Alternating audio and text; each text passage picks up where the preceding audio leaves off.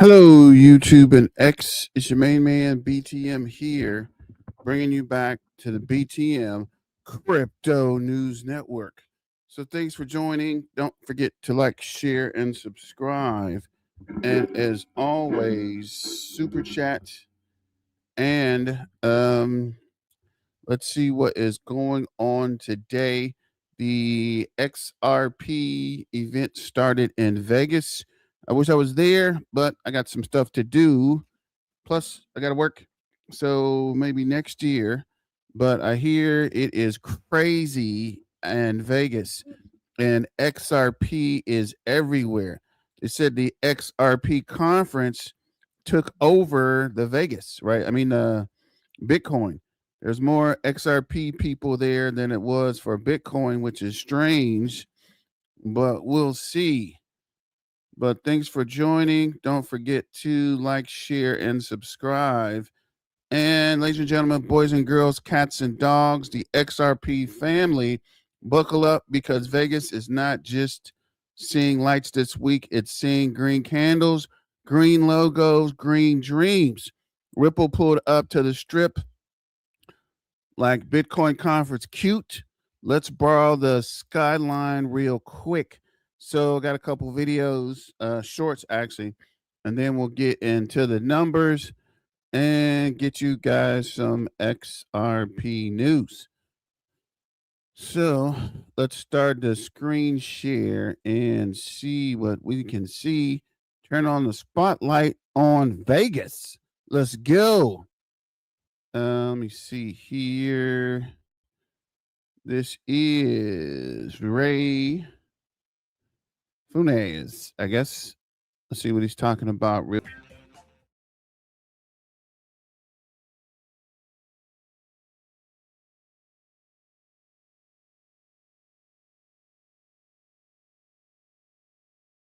So that was just some of the stuff from one YouTuber from Vegas. Keep it pushing. This is him again. I guess this is at the Bitcoin conference. XRP! XRP! XRP! XRP! XRP! XRP! XRP! XRP! XRP! Woo! XRP! Thank you.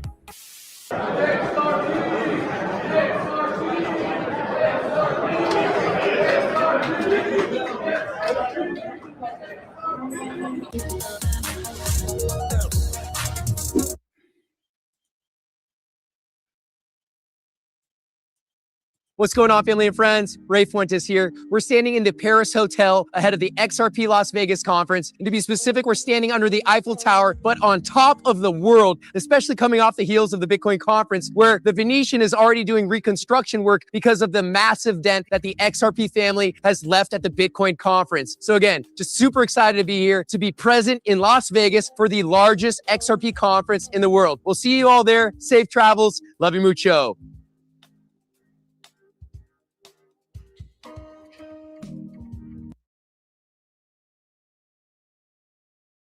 Big shout out to Ray there.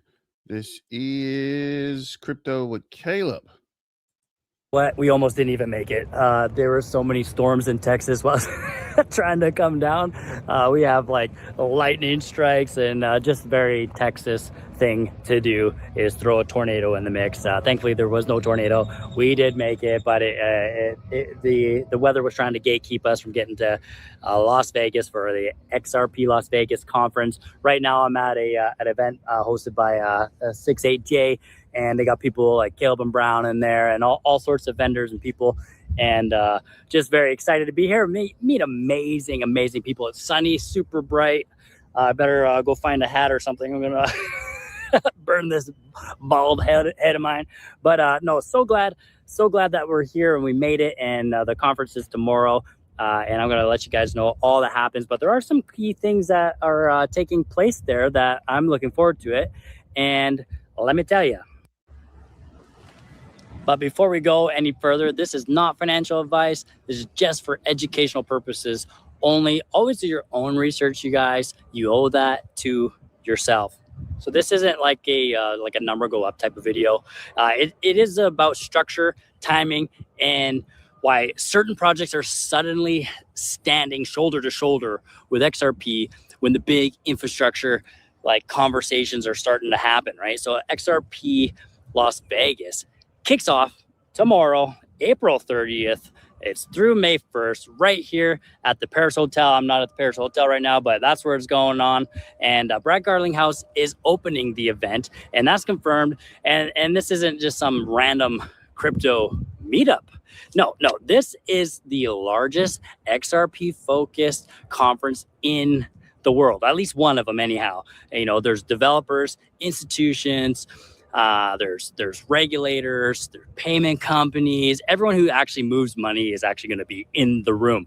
And these trying to find somewhere where it's not so noisy and things going on. But I just wanted to say, like, history shows that these conferences don't usually pump XRP. Actually, in fact, it's actually down a bit today, and the market already knows that. What matters this year is who is standing next to Ripple. And when the real infrastructure talk goes down, that's the signal, I think, right? All right, so let's get into it.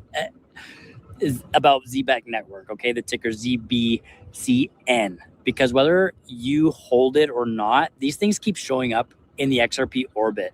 Zebec isn't a meme coin. It's a real PayFi infrastructure built for actual money movement, streaming payroll per second, stablecoin payouts like USDC, MasterCard powered crypto, debt cards, full payroll vesting, bulk transfer dashboards. And it's now multi-chain. Traditional payroll was like waiting for Blockbuster to mail you a DVD. Zebec would be Netflix. Money flows continuously, instantly, accessible. If I can get that, accessible. So there's no more like waiting for a payday type of thing. The future could be very much just like that. So here's where it actually gets very interesting, and trying to stay 100% factual here. Zebec is like an official sponsor of XRP Las Vegas this year. Their CEO Simon is a confirmed speaker, and their branding is all over the event floor. And if you're there, you'd see it. So does this automatically mean that like there's a massive Ripple partnership with them? Well, no. But positioning like this does matter. You don't just show up with your CEO speaking right after Brad Garlinghouse, of all people, by accident. Now here's the sequence. The entire market is kind of watching, I think. There's Brad Garlinghouse speaks. You know, Simon Babakani, I'm not sure how you pronounce his name either, speaks shortly after. It's the same stage, it's the same audience, it's the same payments narrative. Both are confirmed speakers. That's locked in. What's not confirmed is that any Ripple Zebec partnership announcements, any XRPL integration, any RLUSD payroll product launch, there's nothing there so far. So there's zero official statements as of right now. But if something drops while we're here, I'm gonna be filming it. But as of this moment, it's just really smart positioning. Even without confirmation, like markets don't price in certainty, they price in probability. And Zebec is already Stellar's global stablecoin payroll provider. Stellar and Ripple operate in a lot of the payment corridors. This speculation isn't coming out of nowhere. Okay, it's structural. So what does that mean? For XRP holders watching from home? Well, first, supply demand dynamics are tightening. There's over 7 billion XRP have been removed from exchanges since February. Exchange supply is down around like 16%, I think, 16%. Wallets holding 1,000 to 100,000 XRP are at all-time highs. That's not some big conference hype. That's institutions and smart money. Positioning, right? Everything is being positioned right now. Now, the narrative is shifting.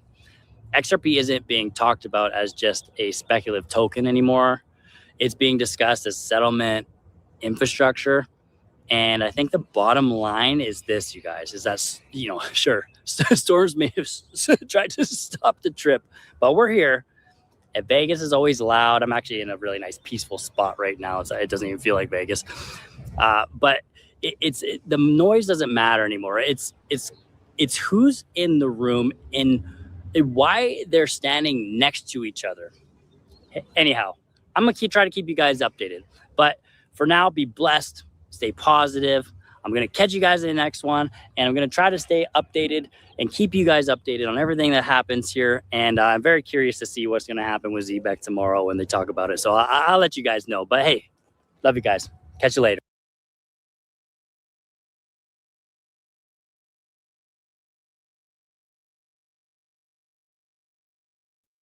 So shout out to Crypto with Caleb. So moving forward, this is XRP Las Vegas, the largest conference in the world, started today through May 1st, which I think is Saturday, give or take. Actually, tomorrow. It's a 2-day conference. Shut the front door. But yeah, I'm definitely going to be out there next year. I was going to be there today, but I got a lot of stuff to do, so I can't make it. But I'm definitely going to be at the next one. So let me know if you guys are there, if you're planning to go there, and how you liking it. So what up, Silver, BTM Crypto News Network. Thank you, Silver, the hardest working man in crypto. Zebec, Tyrant Copeland. Nice shirt there, Slick. I think I've seen one of those before somewhere. Tyrant Copeland's in the house. Zebec Nation Network is live at the event. Yeah, I saw that. I was trying to look at I didn't see no video from them. Help the algorithm. Like, comment, XRP, ZBCN. Every interaction helps push the video to more people. Thank you, Toshi, and thank you, Silver Days. Let's see if we can find it. So looking at the crypto bubbles, let me see, trying to see if I can find these guys. If there's anybody live currently there.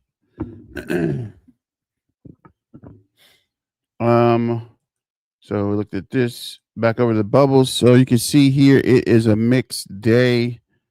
I was expecting something more, but I guess not.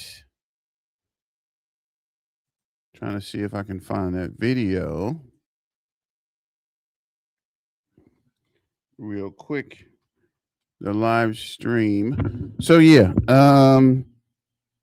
Alchemy Pay is up 7.9. Litecoin's up 0.6. Arbitron is up 2.1. Quant's up 1.2.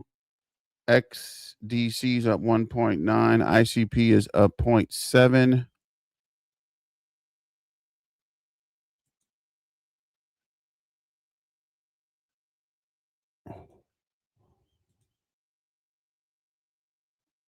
Taking that off. Sorry about that. Nexo's up 0.5. Algorand's up 0.8. Ethereum Classic. I need to turn that miner back on. Up 1.2 today. World Mobile token is up 2%. Sui's up 0.3. AIXBT's up 5.4. Cardano's up 1%. PIF is up 0.5. GBG's up 1.4. Dash is up 0.6. XMR's up. Monero's 1.6. Swarm is up 3.9. Zcash is up 1%. Bitcoin SC is up 0.8. Safe is up 2.1. Stronghold's down 2.6. PIF is down. Pi's down 7%. World Liberty Financial is down 10%. I don't know what happened, but it ain't looking good. XEN is down 5.8. Flux is down 4.1. Lithium is down 6.7. Let's check out the market makers.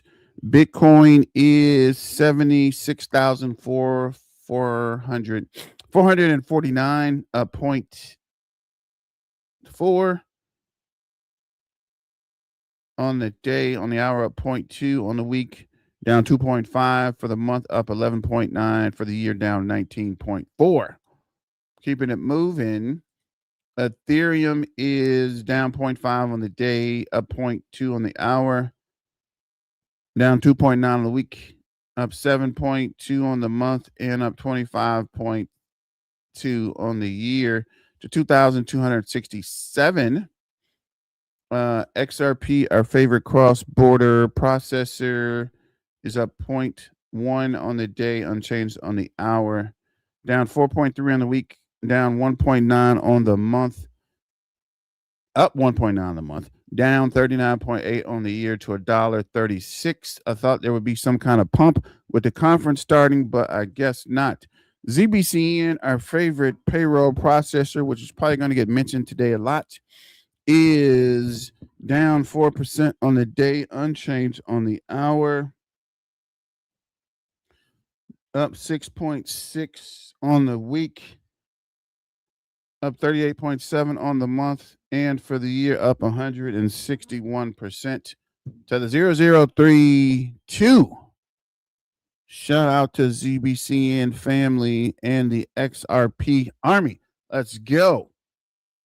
So this is an article. Ripple expands regional headquarters in Dubai. What does that mean for XRP?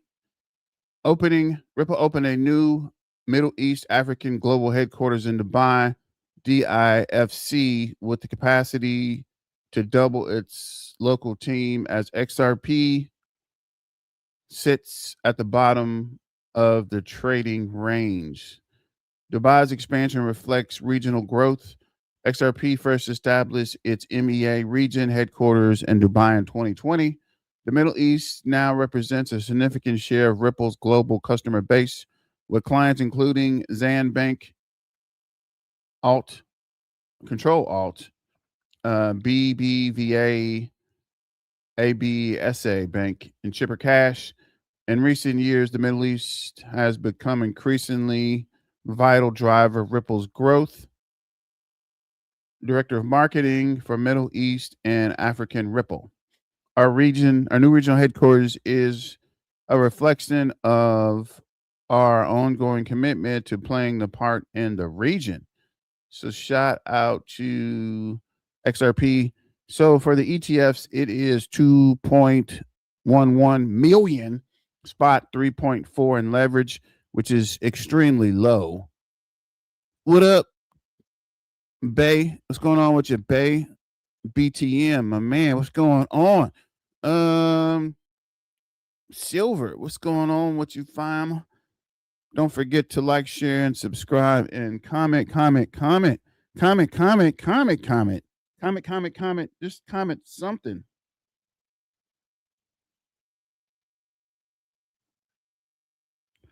Let me see here. Okay, keeping it moving. So for spot, Bitwise RWA ETF is up 1.06% to $15.31.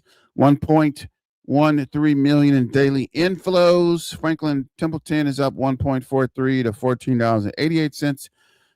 590K in daily inflow. Canary Capital is up 1.32% to $14.55. 133,000 in inflows today. Rex Offspray is up 1.63, $11.23.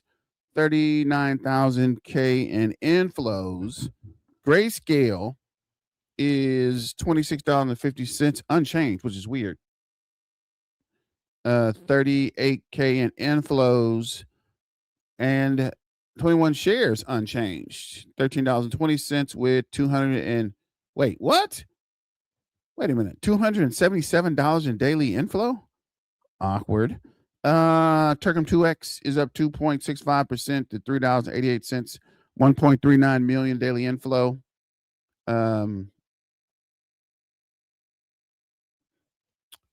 Volatility shares 2X is up 2.43% to $40.91.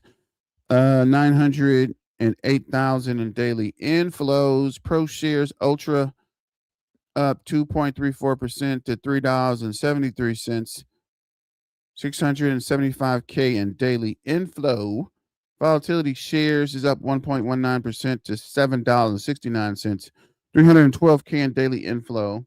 And Amplifies up 2.14% to $13.85, up 118K in daily inflow.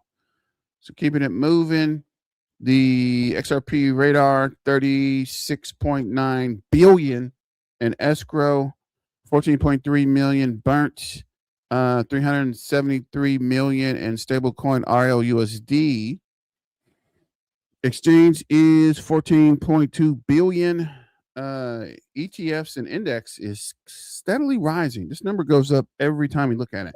828.3 million. DeFi is 300.1 million. Tokenized RWA is 1.7 billion. Treasury is 473.3 million. So getting it to the exchange holding breakdown. Upbit added 3.2 million. They still own 38.4% of the total supply. Binance is unchanged at 16.3. BitThumb added 3.13 million to 12.8. Dang, Uphold. I told you guys, Uphold will push on up. Uphold is now number 4 in holdings on the exchange for XRP. These guys were like at number 8 and 10. Now they're up to number 4. And at 11.5 million, I think they're going to surpass BitThumb really soon, actually. What, 533K? Bank lost 183K, 4% of supply. CoinCheck added 52,000 with 3.9%. Toro lost 62,000 at 3.4%. Crypto.com lost 2.3 at 2.3%. Coin 1, 84K at 2.2. And Bitflyer added 149K at 1.3. So keeping it moving. RWA Ledger, 537.3 million, up 19.13. RWA count is 291. Represented asset value is 2.5 billion, up 66.23%. Stablecoin market is 478.6 million, up 67.8%. RWA holders is 38. Stablecoin holders is 57.72.22% up. RWA 30-day transfer volume is 215.5 million, up 186.6 on the month. And stablecoin 30-day transfers is 2 billion, up 33.46 on the month. And I need to sign up. I keep forgetting. I got to leave this up so I can sign in so I can get these actual numbers. And this is on X. Make sure you sign up for the BTM Crypto News Network. Looks like people are coming back. Watching, eating lunch. Thanks, Phantom Beat. So I guess this is a good time to start coming in at this time, actually. Phantom Beats, what up? Thanks, Silver. Don't forget to comment. Shout out to my main man, Toshi, and Silver Days. Toshi, I got to add you to the admin panel, actually. Let me make a note of that. Where's my trusty, musty pen here? Make a note at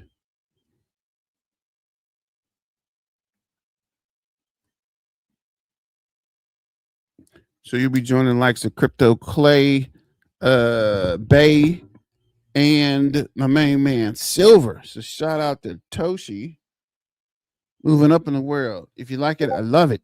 So this is a ZBCN in Vegas, or Zebec in Vegas. Ripple expands headquarters in Dubai. We just talked about that one.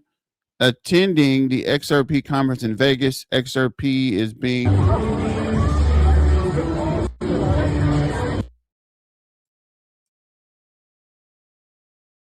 Oh, wow. Let me run that.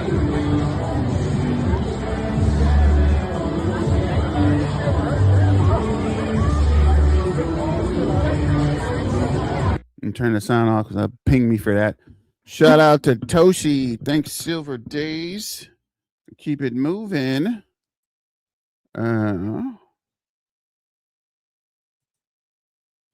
100% sure what we're supposed to be looking at there.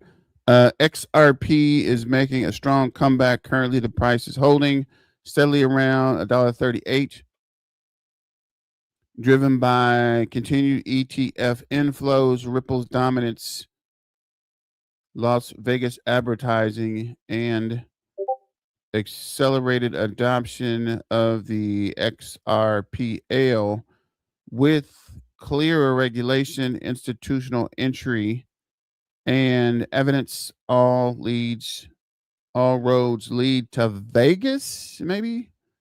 All roads lead to Vegas.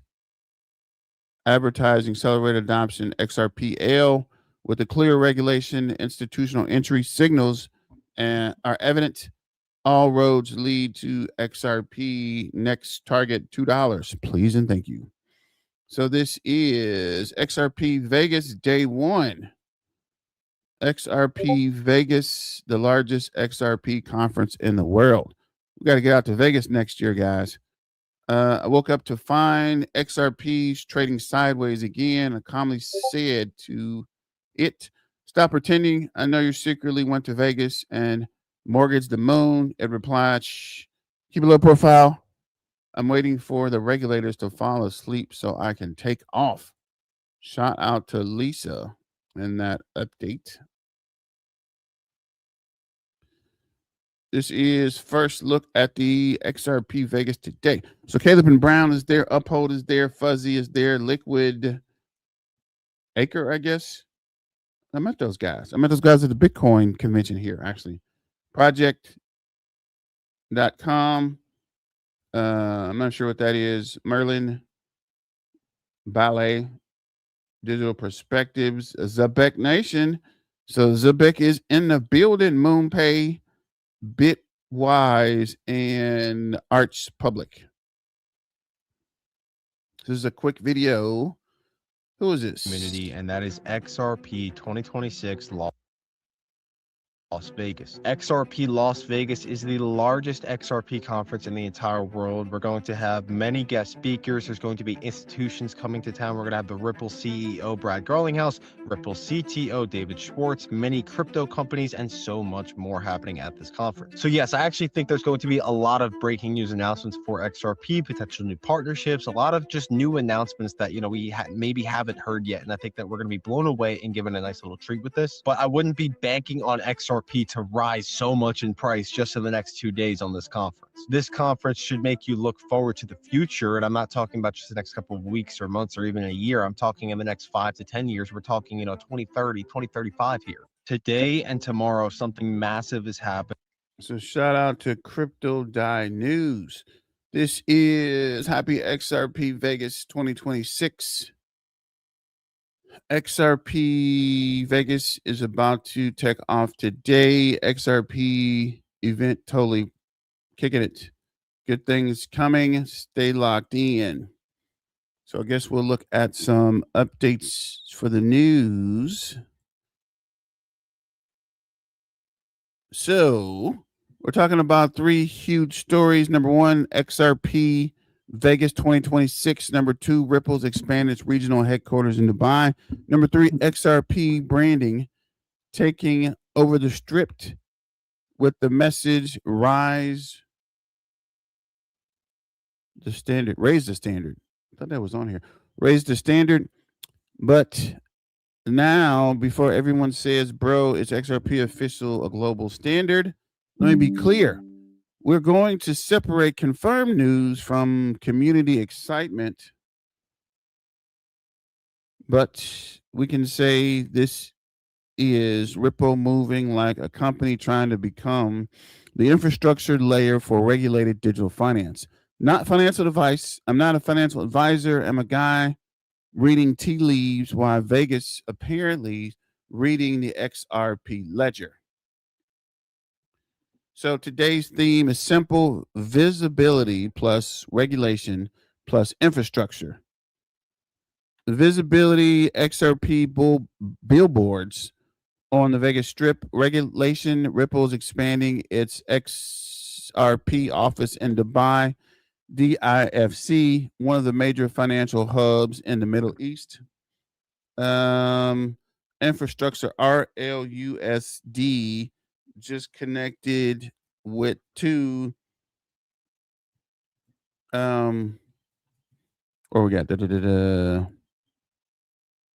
OKX spot pairs, margin collateral, and liquidity. This is not just wind moon content. This is what is Ripple building while everyone else argues on X. Drop a 1 in the chat if you think the billboards are going just marketing. Drop a 2 if you think this is a signal. Drop a 3 if you are still emotionally recovering from buying XRP in 2028. So the XRP story for Vegas and the strip takeover. Let's start with Vegas. Reports say Ripple lit up the Vegas Strip with major raise the standard billboards ahead of the XRP conference. See if we can find that. I've seen that too. So let's see if there is somebody who posted. There we go. There we go. Here, that's what we're looking for. Raise the standard, baby. Raise the standard.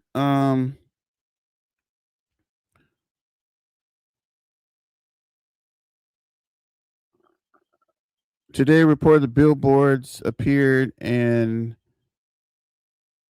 ahead of the 2-day XRP Las Vegas 2026 conference, according to CoinMarket, running from April 20th to May 1st.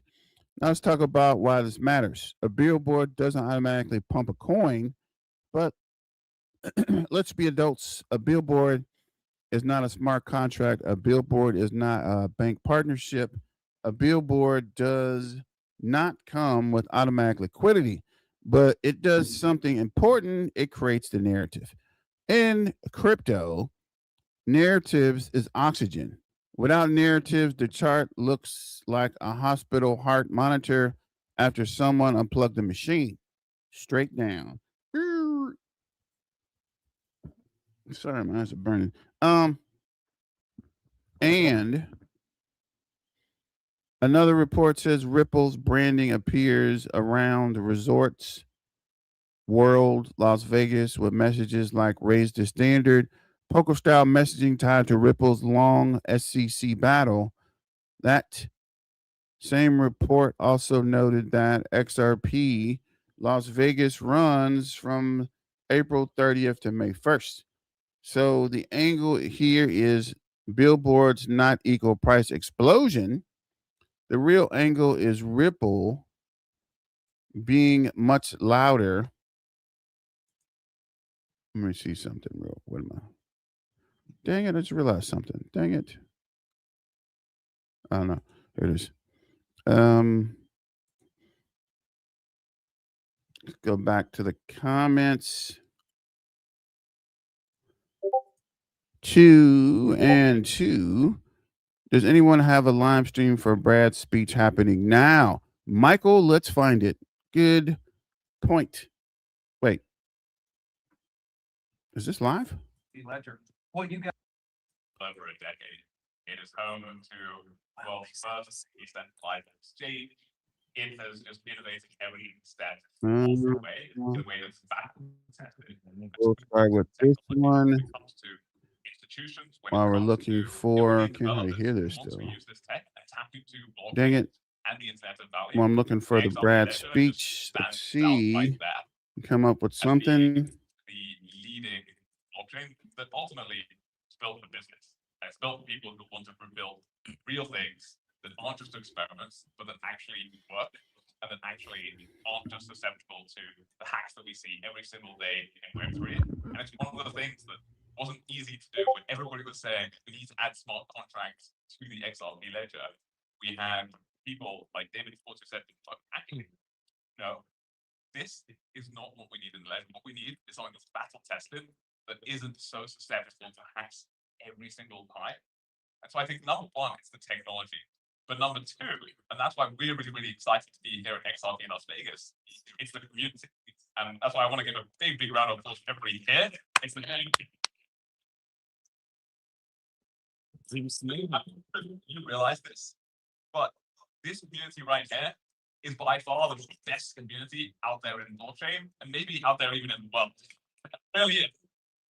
Like, being here, we're so privileged to be here amongst such positive people who really, really understand. You're here where a lot of people out there are saying, look, what's going on with crypto right now? This is really the people who understand why we're really here. And that ultimately is what filters through to filters as well. And I see the people who are posting and building in public their products. We have the people who are the finalists for the Shark Tank. And when they posted, we retweeted, we were excited, we commented, and you did too. And that ultimately is what's so important. You go out there, you look at other blockchain ecosystems, and the builders just do not have that. They don't have.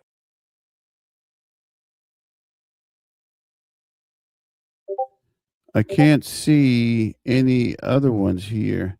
CBCN is the one. Let's see. Seems like at least the news will be reporting. They're going to have a live stream.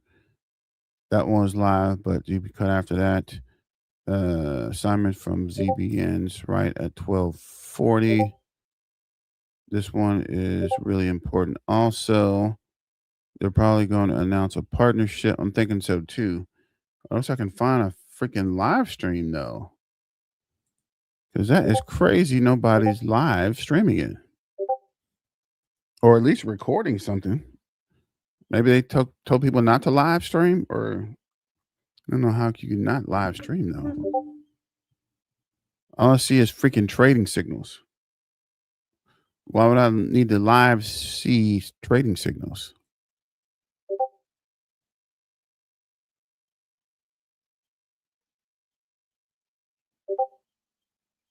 Man, the volume on that, on this guy's kind of low, man.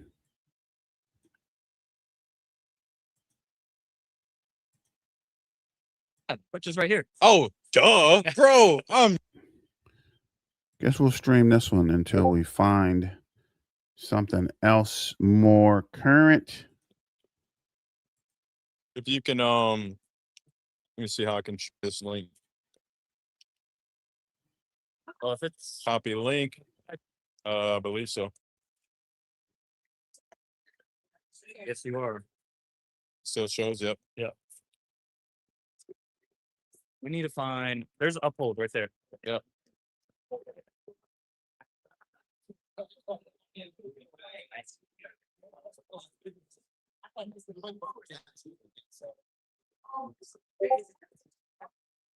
Sorry, but I gotta make my rounds.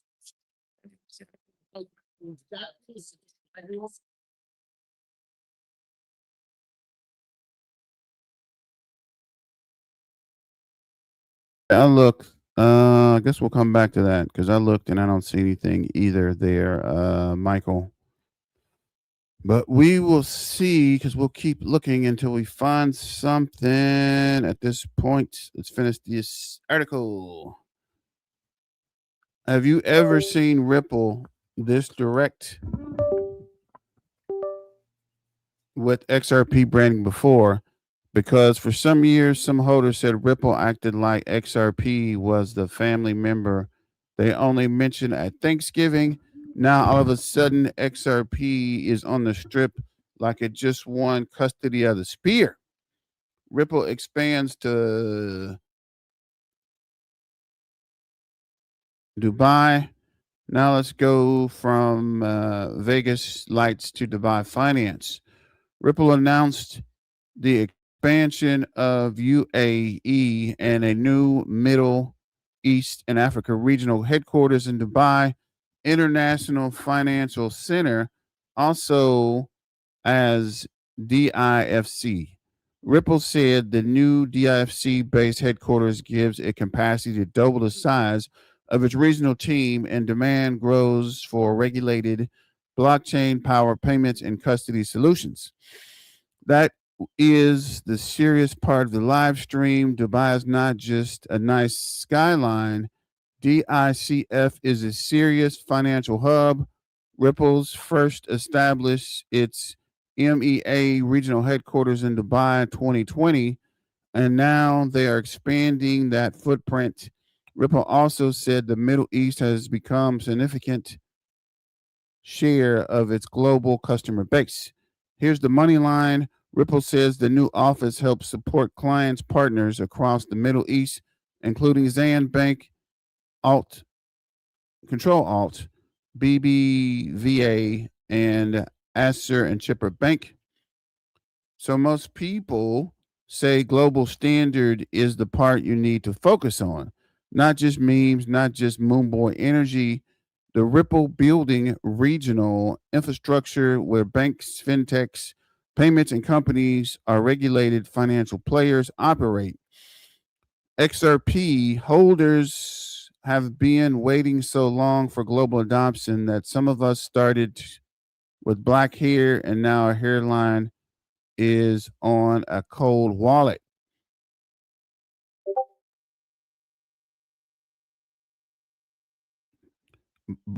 But real talk, the buy matters because Ripple is leaning into regulated finance, not just crypto speculation.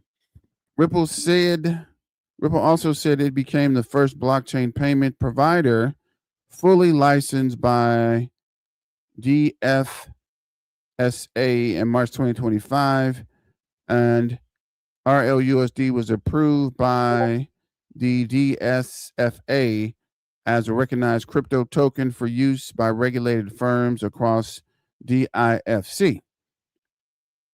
The Dubai story is not only about office, it's about regulated rails, stablecoin infrastructure, payment custody, and regional institutional demand.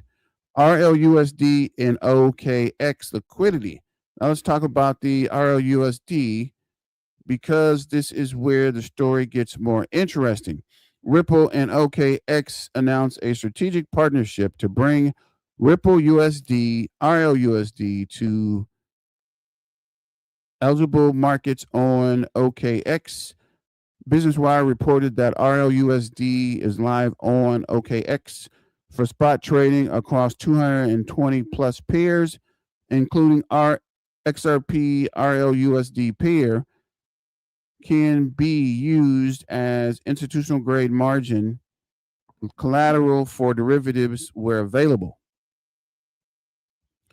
That is not a small detail. This means RLUSD is not just sitting in the corner like stablecoin wallflower at the crypto prom. It is plugged into trading pairs, derivatives, collateral use cases, and liquidity infrastructure.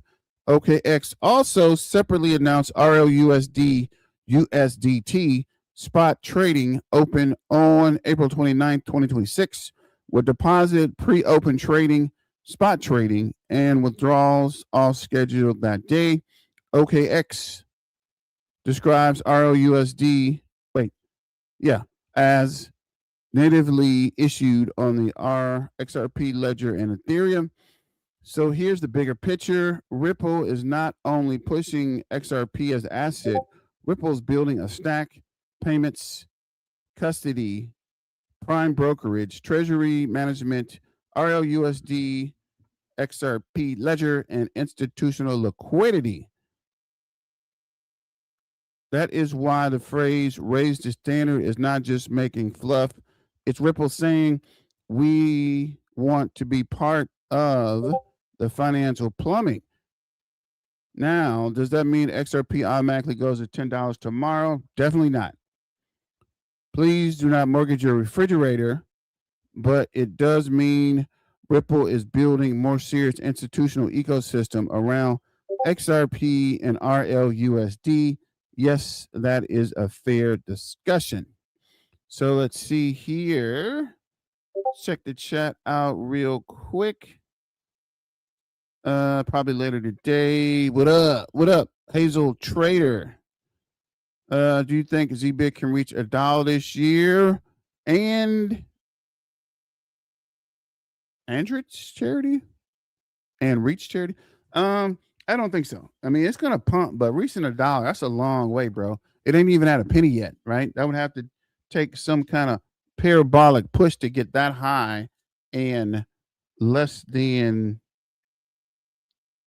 a year, right? That's a month. And also, the crypto market is not just crazy on fire lately anyway. So that's another catalyst to the price pump. People aren't in crypto as of yet. Now, if there is a crypto explosion, possibly, but I'm gonna keep it real with you. It's gonna be hard to do that kind of movement without something putting a lot of money into crypto and Zebec, right? It would have to take a large bank or institutional buyer to go ham, right? They got to invest big to push it to $1. I'm not saying it couldn't happen. I'm just saying it probably won't happen, right?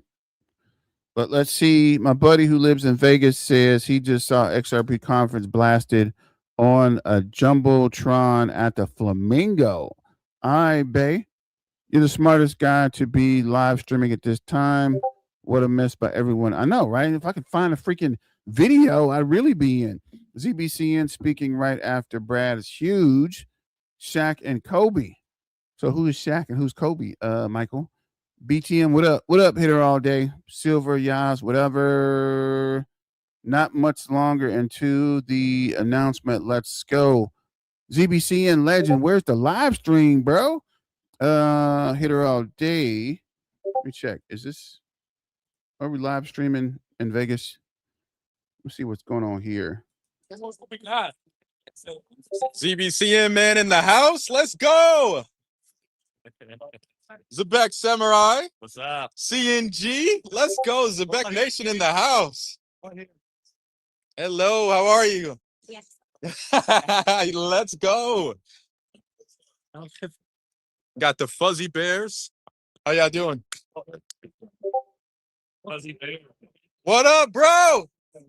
Yeah. Who's everybody? Yeah.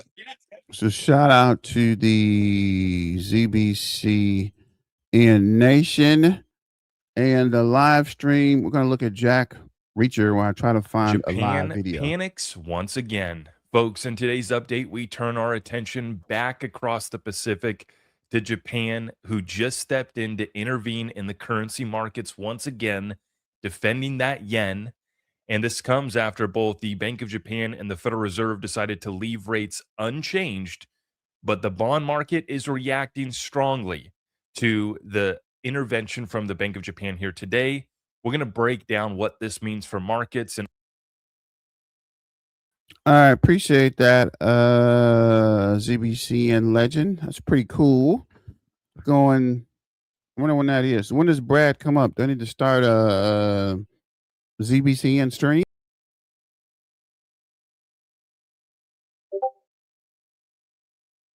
and ultimately, how does it tie back into XRP? Ripple's been expanding. We'll break that down, but very interesting that we have an activation specifically for XRP in Japan taking place right now at the same time that Japan intervenes in the currency market. Let's put it all together for you guys in this morning's update. As always, if you appreciate what we're doing here, please help us out by liking our videos, sharing them out far and wide. And if you're new here, make sure you subscribe and hit that notification bell. All of our community resources are available at zacrector.com, or we have quick links in the description down below. Thank you for supporting the cause. Let's rock and roll. There it is. Look at that big red candle. And this is the USD versus JPY, Japanese yen pairing. And so they strengthened the yen this morning. And when it gets up to 160, this is typically the level that we see the Bank of Japan step in and say, not so fast. And so the big question here, because a lot of people have been looking at this reverse carry trade in Japan and trying to tie it back to how this is going to lead to XRP adoption. XRP steps in to facilitate the liquidity of these markets and others, engaging in the currency market and basically being there for the reset that we're watching all central banks and governments have to deal with right now. And so we've been waiting to see what the Bank of Japan's going to do here. This week, they decided to leave rates unchanged, and so did the Federal Reserve. But then they stepped in the early hours this morning, and they intervened in the currency. And this is being reported from Nikkei. Nikkei, which is the top stock index in Japan, they reported that the Ministry of Finance, who ultimately holds the decision and has primary authority, was monitoring the FX market, and they decided that we got a little too excessive, a little disorderly. And so they stepped in here, and that level is 160 USD versus JPY, as we showed you guys back here on the chart. They step in, and then boom, they smack it back down. Now, here's the problem and how it exacerbates the carry trade unwind. It's twofold.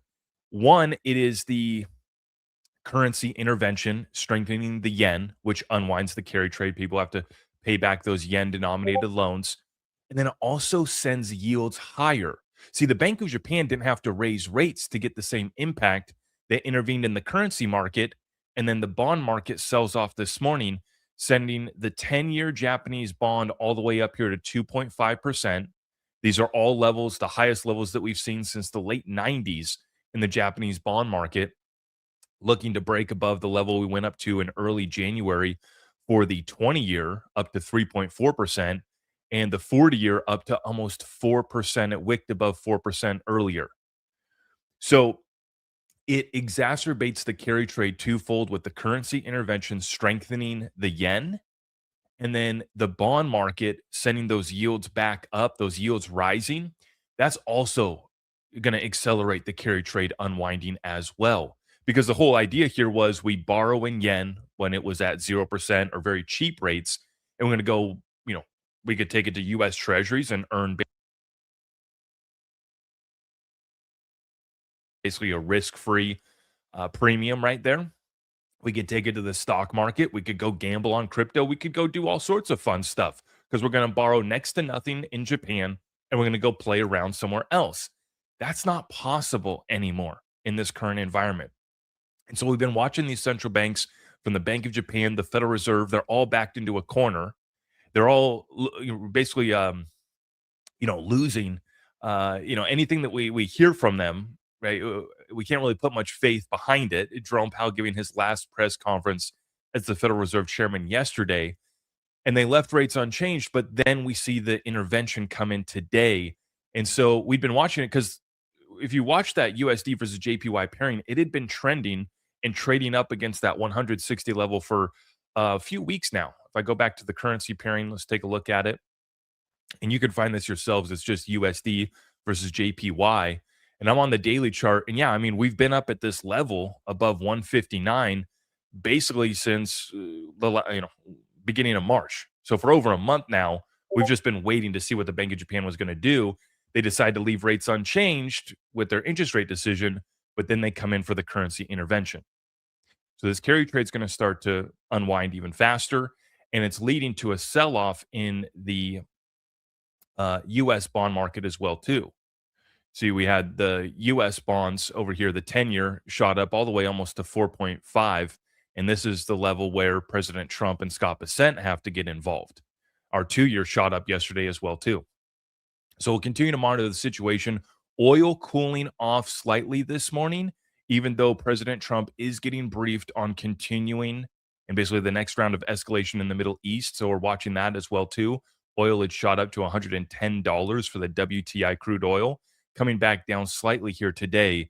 But we'll continue to see how this plays out, with Bitcoin moving up slightly this morning, and along with the Dow Jones did move back up as well too, but the S&P 500 is down. So the market is adjusting today. The market's confused a little bit, to say the least.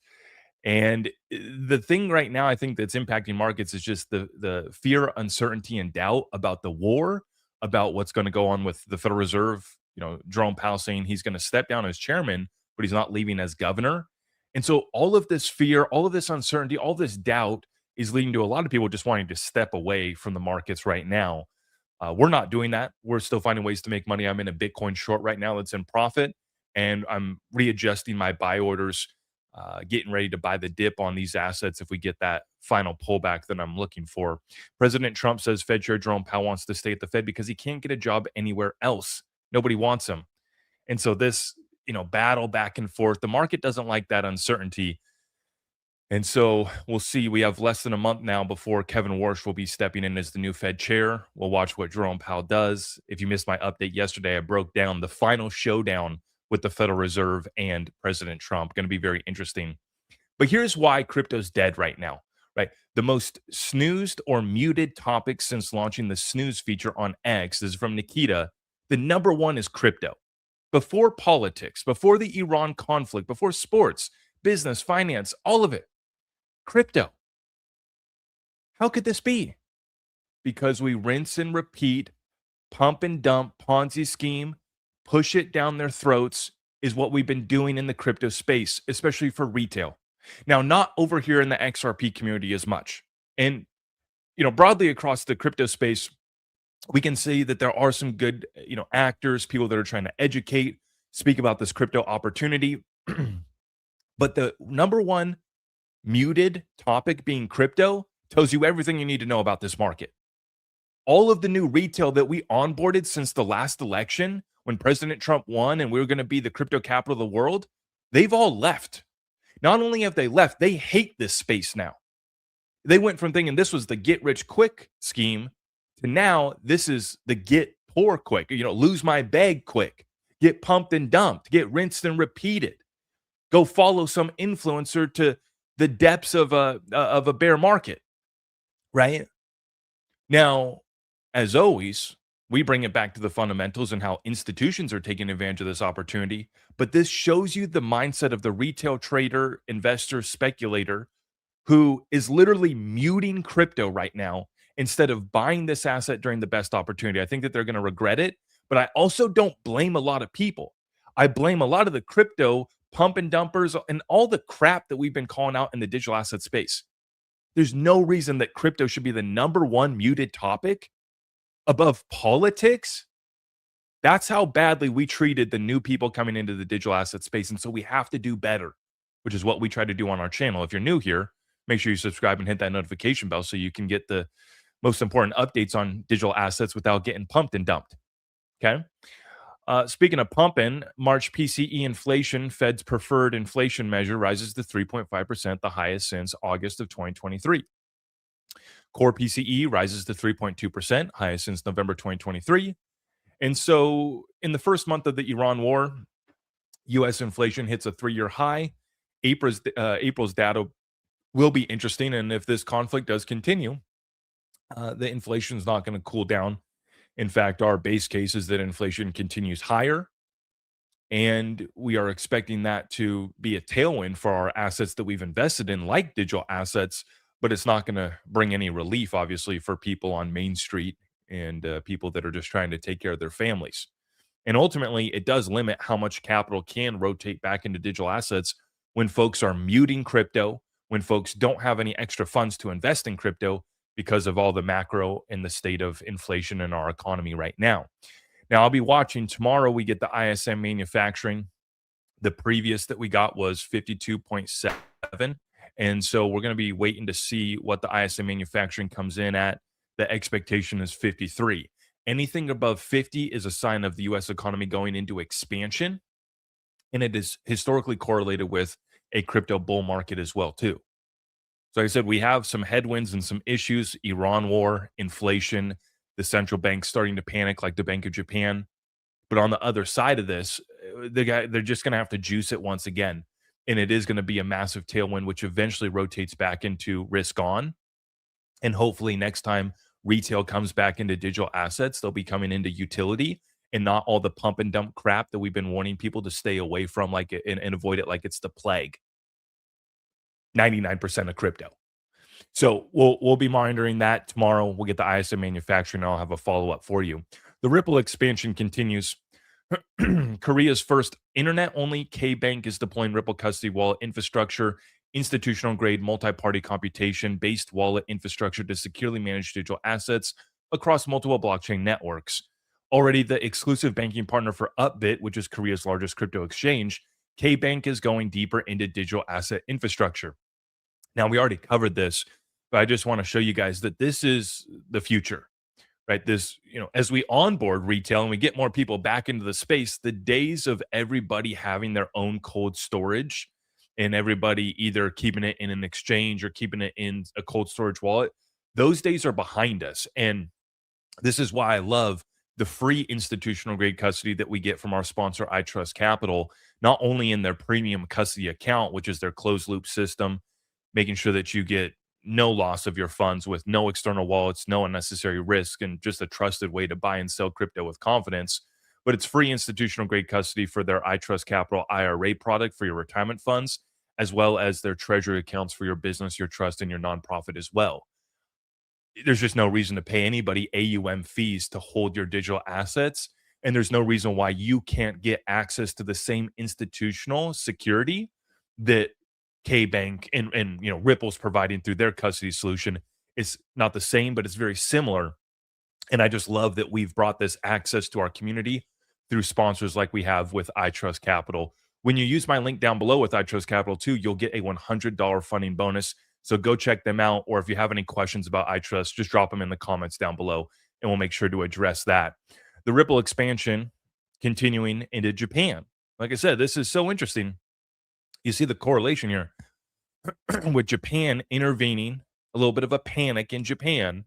And at the same time, we activate 44 million Rakuten Pay users, and $23 billion in loyalty points are now redeemable for XRP. This is one of the largest retail deployments of XRP as a payment method to date. Now, this is basically if Amazon and Temu had a baby, that's what Rakuten Wallet is.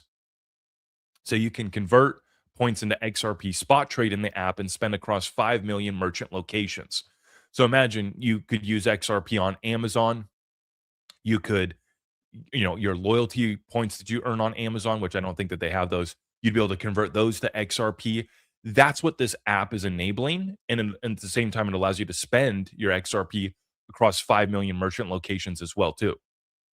So you want to talk about onboarding retail with real solutions, with real utility. This is a prime example. And it just so happens to be taking place in Japan that is having a little bit of a liquidity issue as we speak. Ripple's not done. Ripple is opening its new Middle East and Africa regional headquarters in the Dubai.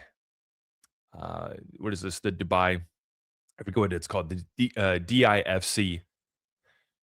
6 years after our first Dubai office, the Middle East is now one of our most significant markets globally, and demand for regulated blockchain infrastructure continues to grow. First blockchain payments provider licensed by the DFSA, and RLUSD recognized as an approved crypto token in the DIFC. New head. Yeah, Michael, looks like we might be a little bit ahead of the curve here.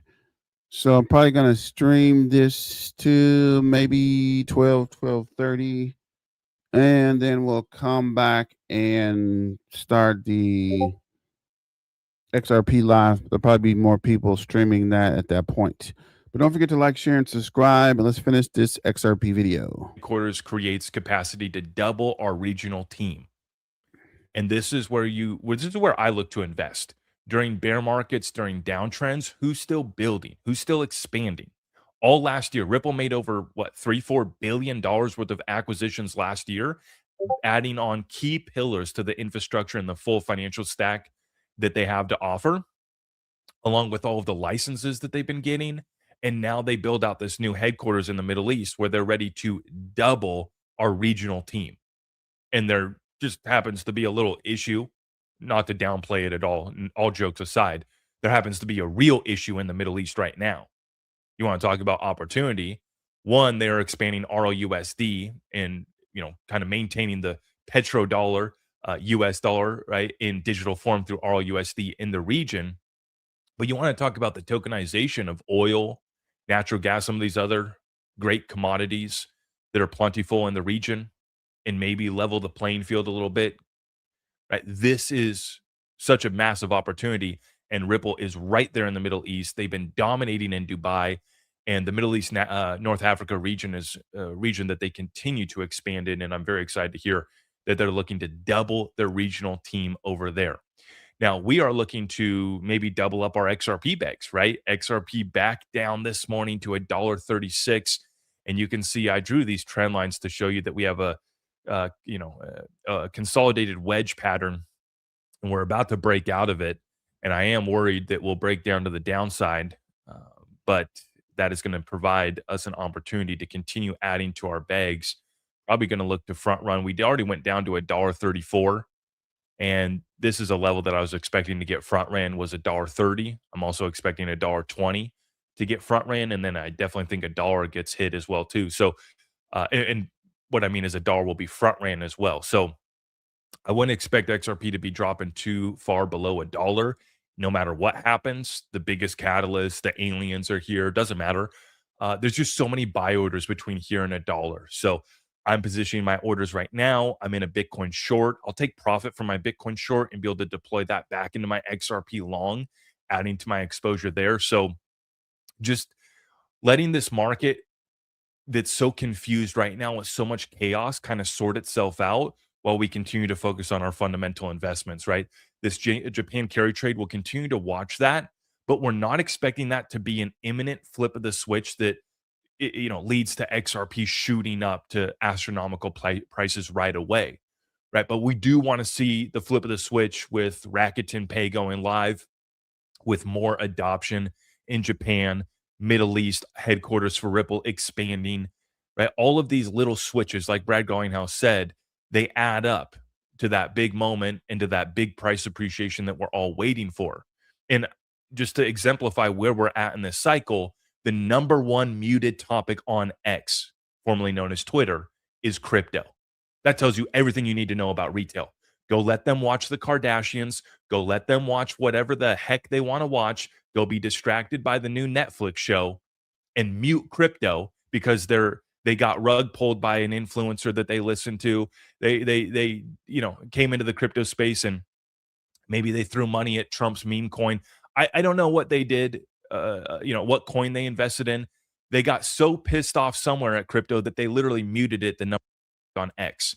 At the same time, we're adding to our positions. And then that same retail investor will come back to us a year or two from now and they'll ask, well, why'd you stake around in crypto? How'd you know, you made another 500% on XRP?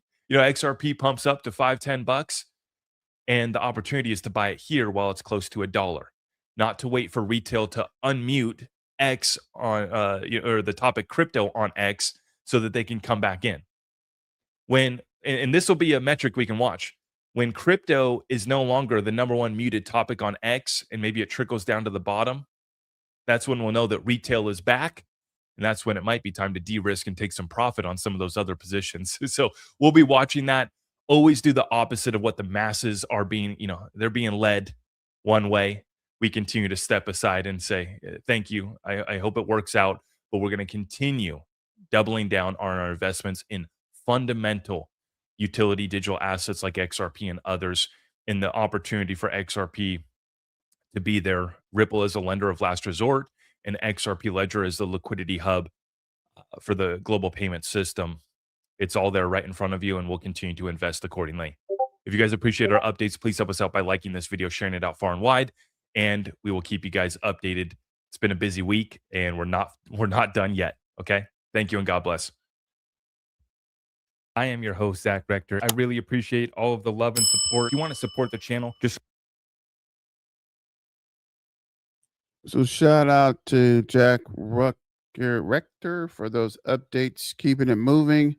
This is Crypto Sensei. See what he has to say real quick. Building behind the scenes, there is going to be a big announcement. Ripple is spending millions of dollars to make sure that the world knows XRP is the standard for global cross-border payments and everything in between. We're going to get into some latest updates and information. We did have OKX now listing RLUSD. This makes up now hundreds of millions of users on exchanges globally now having access to XRP and RLUSD. What is this going to do for the industry going forward? We have some naysayers for Ripple and XRP actually now admitting here Ripple is in a class of its own with their marketing and way that they are approaching the market. We also hear from Caroline Pham about central bank digital currency and what is ahead. And we know the #1 blockchain infrastructure company in the world working with central banks. And of course, we know that is Ripple. So I'm going to tie this all together in a pretty bow. Let's just get into it. All right, here is Zach Rector. Deanna says probably nothing. Zach Rector, Bitcoiners finding out that the XRP army already took over Vegas before our conference even started. And Kaba says, listen up, getting a really good feeling here. Have you ever seen Ripple fund a massive XRP electronic billboard in Las Vegas before? Have you ever seen Ripple and Brad so proactive on X with the XRP narrative, North Star lock in? Something is brewing here. What do you think is going to be announced, guys? Let me know down below. We did get a kind of pre-warm up here with OKX saying that they are going to launch here RLUSD with 280 plus pairs, collateral use, and 4 full XRPL support. Also, OKX is a sponsor now for XRP Las Vegas. If you stop by the booth, make sure you say Crypto Sensei sent you. I want to see what they say. I did want to give you some additional information. The OKX partnership represents a major institutional milestone for RLUSD, positioning it as a legitimate collateral alongside dominant stablecoins like USDT and USDC. Despite holding only a tiny fraction of the stablecoin market, the integration across 280 trading pairs with full XRPL support provides deep liquidity access and significantly expands RLUSD's utility in both retail and institutional trading environments.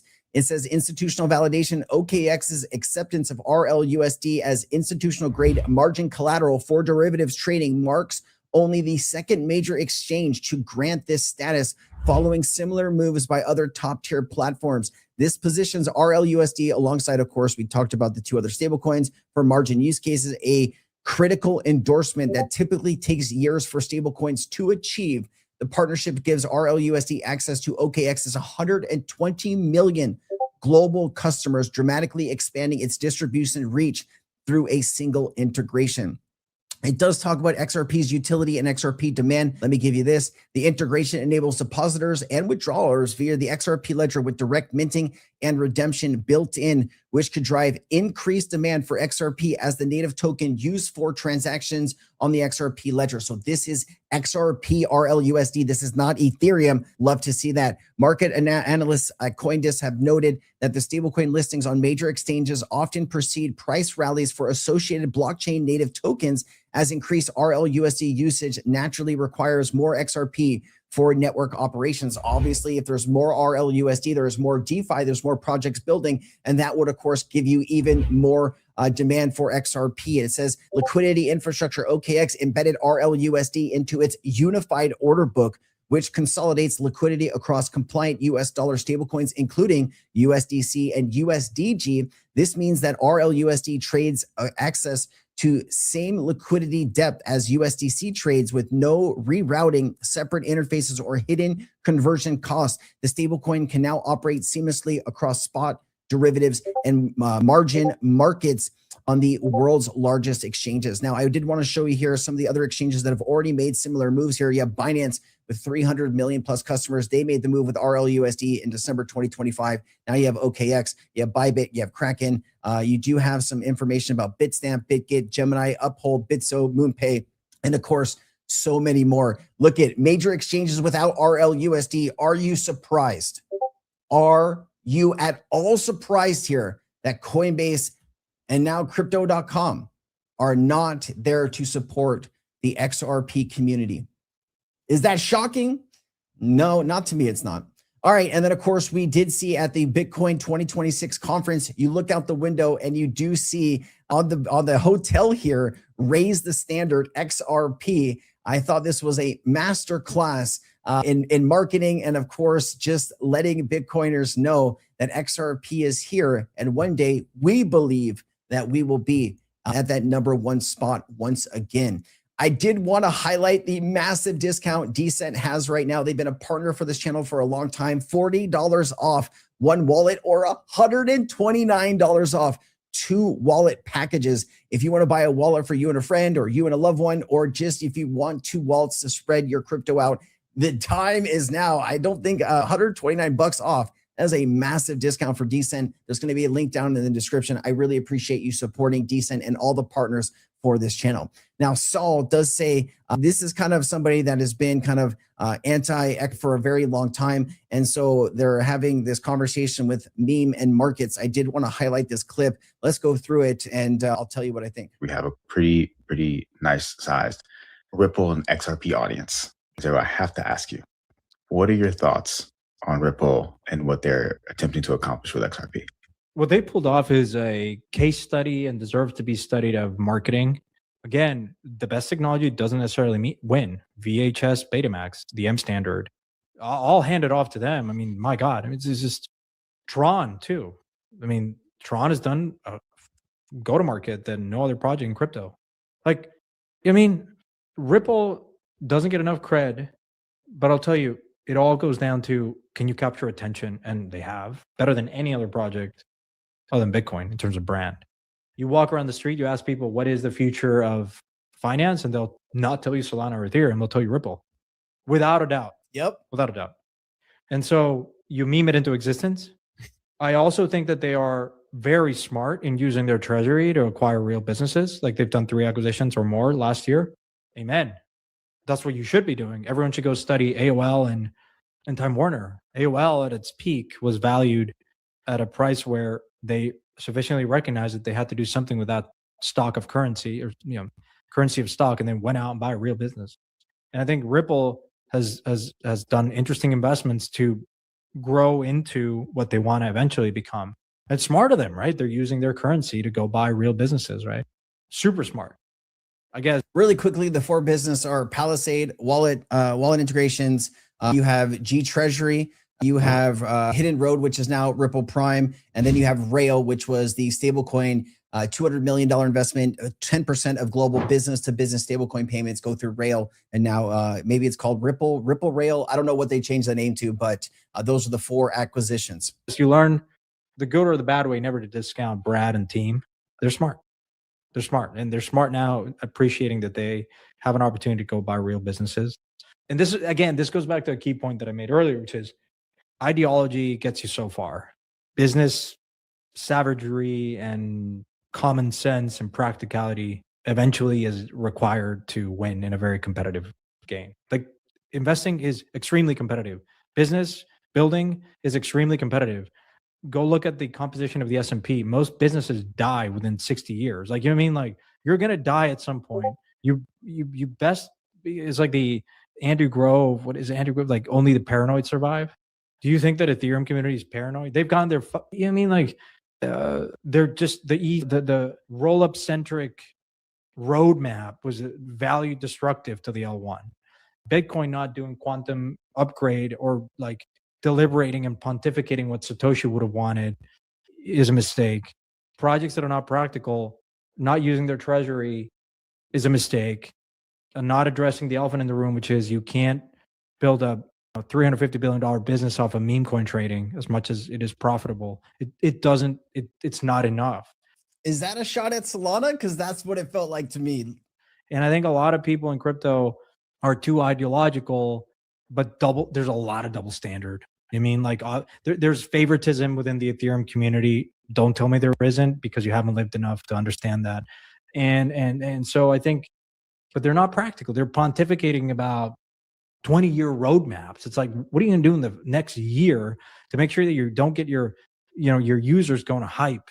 Like it's all open source. Let's not forget, people can copy your shit and leave. Like these moats in open source systems, certainly for Linux, but not for crypto. Like liquidity is there, but it can move around very, very quickly. So again, I'm not advertising XRP. I'm just saying I do think that they have done very interesting things, especially as of late, to use their currency to acquire Hidden Road and acquire a number of other businesses that could actually get them to a point where they become sort of a dominant player in the world of finance, not crypto. Hey, All right, let's continue here. Chloe, the XRP Schiller, says massive tokenized US treasuries on the XRP Ledger just exploded. Boom! 50 million to 418 million in a year, 8x growth, 352 million in transfer volume year to date, 63% market share dominance. Banks and financial players are actively using the XRP Ledger to issue, manage, and settle low-risk real-world asset like treasuries and stablecoins at scale. Production-grade adoption is here. So showing some numbers from last year to this year, and the growth is just truly incredible. You can track all this stuff yourself on Real World Asset XYZ. I was looking at the Real World Asset League table. It does look like ZK Sync kind of jumped in front of us. We're at 3.1 billion. They're at 3.2. We really need to get another pump up here. We can take the number 4 spot from BNB here. BNB is asleep at the wheel, only 10% growth in the last 30 days to our 55.68%. It's going to take a lot more, though, to get to Ethereum or Provenance. And then, of course, Canton at 327 billion. It's going to take a whole lot. All right, let's get into this clip. Caroline D. Pham on CoinDesk highlights that blockchain is now the pipes and the plumbing for global finance, providing the maturity required to revolutionize next-gen payment infrastructure and market settlement.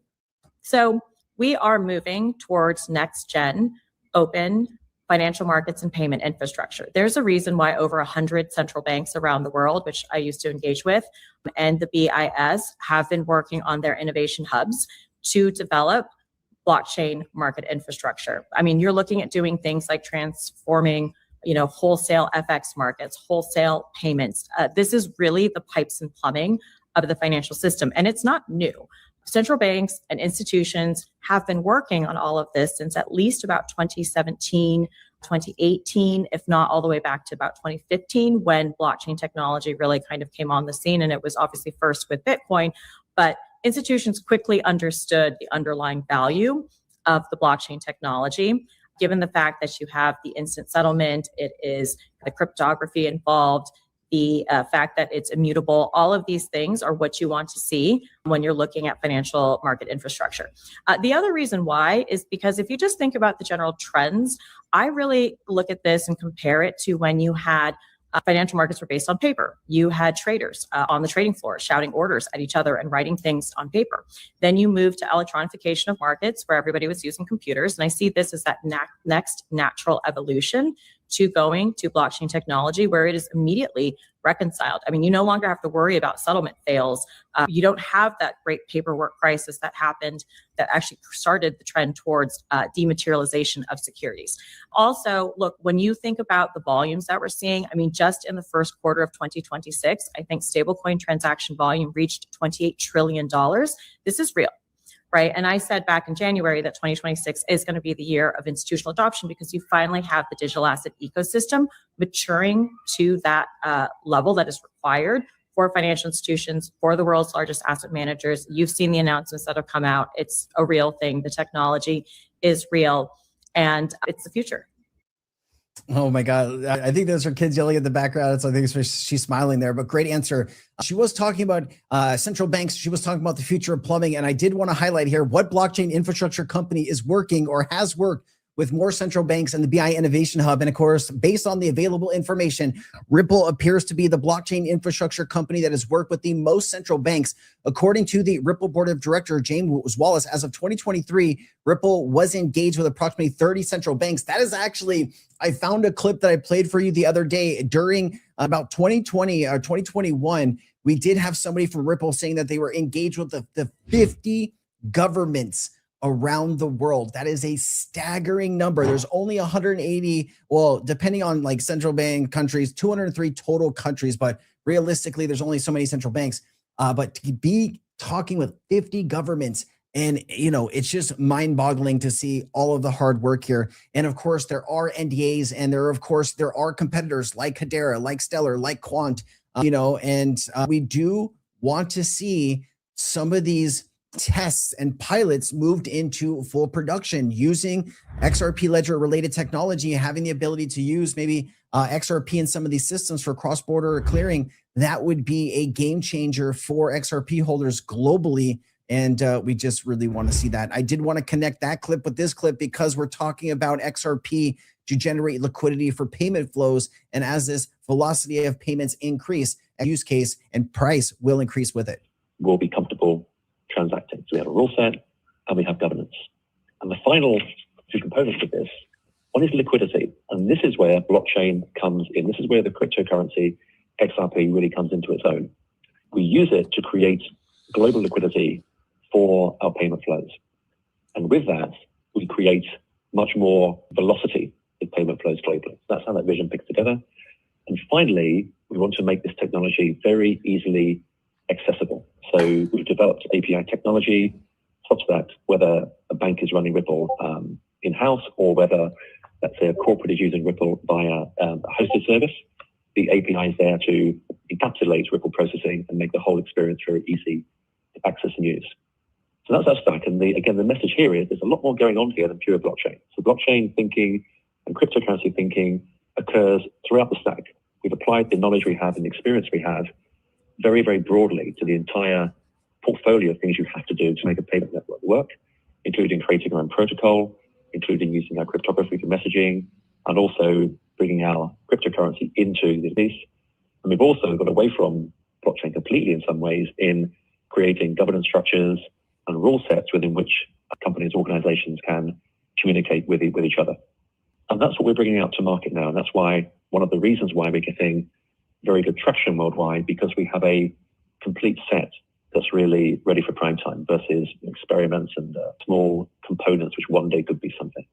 All right, guys, let me know what you think about all this. We're coming off a day of about 9 million in ETF volume, so there's still a lot to be done here. And also, the last but not least, Crypto Airy did post this. Ripple co-leads second investment in market maker KeyRock. They aggregate liquidity from 85 plus trading venues, and XRP is a specialty. Tight spreads, harmonized prices, and algorithms ensure markets absorbs large trades at the right price, so big trades don't disrupt. Market making guide by KeyRock. So more and more things happening kind of behind the scenes, and Crypto Airy once again is catching some of the big moves. All right, please make sure you like the video. Let me know what you think about any of this in the comments below. And of course, if you can support any of our partners in the description, that would be a huge deal to support our team here. Thank you so much for your time. As always, I will see you in the next one. I'm Crypto Sensei. Aloha.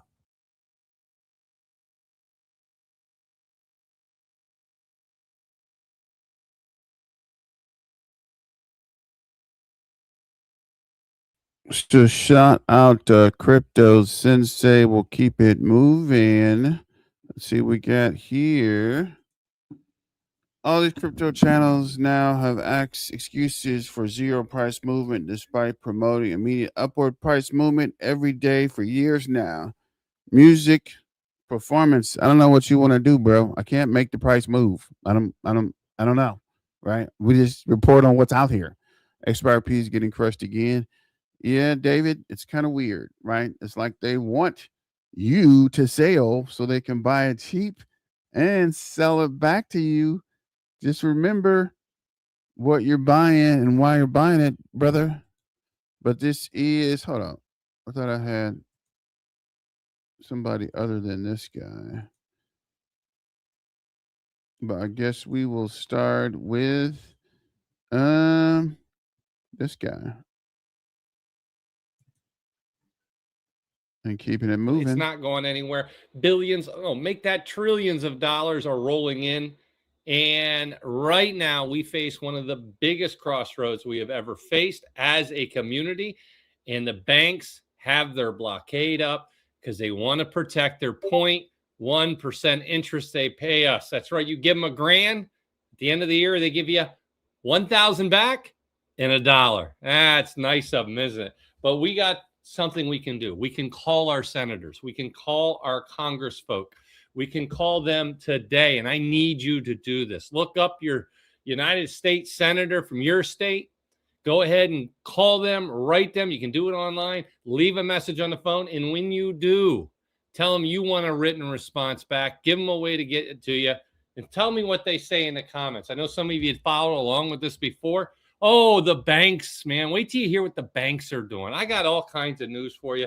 The biggest piece, though, today, Today is the last day for Code Earn. Folks, first 2 links down below. If you're ready to ride with me, Code Earn monthly, get in there today. Do not hesitate. We have big plans moving forward. We continue to upgrade the community, and this is your chance to join. Try it out. Give it a shot. Code Earn and take advantage of it live. Go out to that. Didn't want to do both of them. I like being around the house, and as you guys know, it's been a tough couple of weeks here.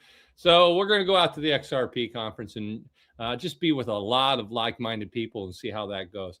Now, there's a few things I wanted to talk about, and I'm going to get into it right now. I got a whole list of notes here. I've been doing tons of research on this, and I kind of want to go over the bank blockade. There you go. And go. So the truth behind this blockade, what are the banks doing? They're out there trying to make sure that they control all the money. And think about it. You can, I've said it a million times, you can vote in whoever you want as the leader of an organization, of a country, of the world. But the truth is, whoever has the purse strings, whoever controls the wallet, whoever controls the flow of the money, truly controls the power. And I believe that 100%. Now, a leader, a president, a king, whoever can only do so much. It can only do what money allows. And money, as we know, you have to pay everybody around you. And you lose that, that's how societies fall. That's how families fail. That's how businesses go bankrupt. And the banks know the more they can control the flow of money, the more they can control everything. Think about SWIFT and the monopoly that SWIFT has. And when you're an XRP person, you're thinking to yourself, okay, what do we got going on? Traditional banking system using SWIFT. They're the ones that have been controlling everything, cross-border, trillions of dollars. And now they are absolutely incentivized. Think about the banks. Do you want XRP to take even a fraction of your SWIFT money flowing around the world? The banks have all that power? No, you do not want to allow any newcomer, no new technology, no new innovation to walk in here and take even a piece of your SWIFT, a piece of any cross-border payment solutions, internal payment solutions, none of it. Because if it starts to work and they see that you can do a cross-border payment, very, very low fee in a matter of seconds, oh, goodness gracious. And it's publicly known. Everybody can see it. It's all verified. And it doesn't cost what it costs to use a bank that could take days and all that. You're a dinosaur. You're going the way of the dinosaur. And that's it, man. You're going to be fossilized. And they're terrified. So what are they doing? They're doing everything they can. They're spending over $100 million in lobbying in the last year over that. And they're doing what they can to make sure they keep a monopoly, try to codify the monopoly. It's insane that the United States would even think about codifying a monopoly for an industry when there is a competitor that is more efficient, better equipped in everything for a global scale, and then say, no, stop innovation. We don't want this thing called a car, a truck, an airplane. We are going to stick to walking and horses. And that is it, because the horse industry it's been here forever. We don't want to lose it. So we don't want these cars, planes, rockets, and everything else. No, that's what you're saying when you're stopping crypto innovation, when you're stopping XRP/Ripple. You are saying, I want to stay in the ice age. And that's not what we're trying to do. We are trying to make sure that we can do whatever we want. And it's funny how if you look at anything that was crypto related, remember SAB 121, and the banks would get penalized if they had crypto on the books, and all the politicians, the Democrats, when they were in power, had Gensler, and Gensler made all these, enforcement by regulations, enforcement by going to court. And we all know that. And it was horrible times. And then, of course, everything's changed now. And we got the SEC and the CFTC singing Kumbaya, holding hands. They might even move in together, in case you didn't know this. There's a possibility that they will be sharing the same building in D.C. thus to get things done quicker. And they are pro crypto.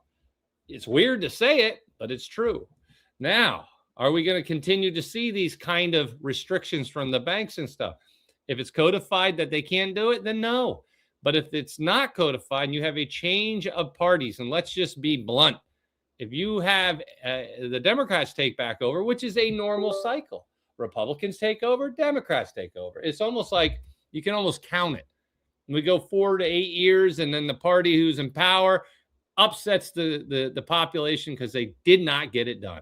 They didn't get it done. Everybody's living even seems worse. And then the other party comes in, and it's going to be, and then they go 4 to 8 years, and everybody's upset, feel like you're living worse. And then it goes back to the other party. And it's not if, but when you will rotate party to party. It's a two-party system. It's just how it is. And so with that being said, if they take over, when they take over, if we don't have codified rules, the banks know this, they can have the money they have spent on lobbying these politicians. We think that we voted them in. We feel like we got out there, we went and voted, we did our civic duty. Oh, come on. Are you serious? Is that what everybody believes? You think that you voted them in and they're going to do what you want? Did you pay the millions and millions of dollars to get them elected? No, those in power did. And then they got that little bit of a string to pull on them when they need something done. And you're seeing, you think the banks are spending over $100 million in a single 12-month period because of good feelings? No. They want to go ahead and get these politicians bought and paid for, made sure they are doing exactly what they want. And that's it, man. They lobby, pack money. We'll give you money for elections. And that's how the system works. And I think a lot of us go through life believing that, hey, we voted. They're going to absolutely go out there and do everything we want. And it's just not the way it is.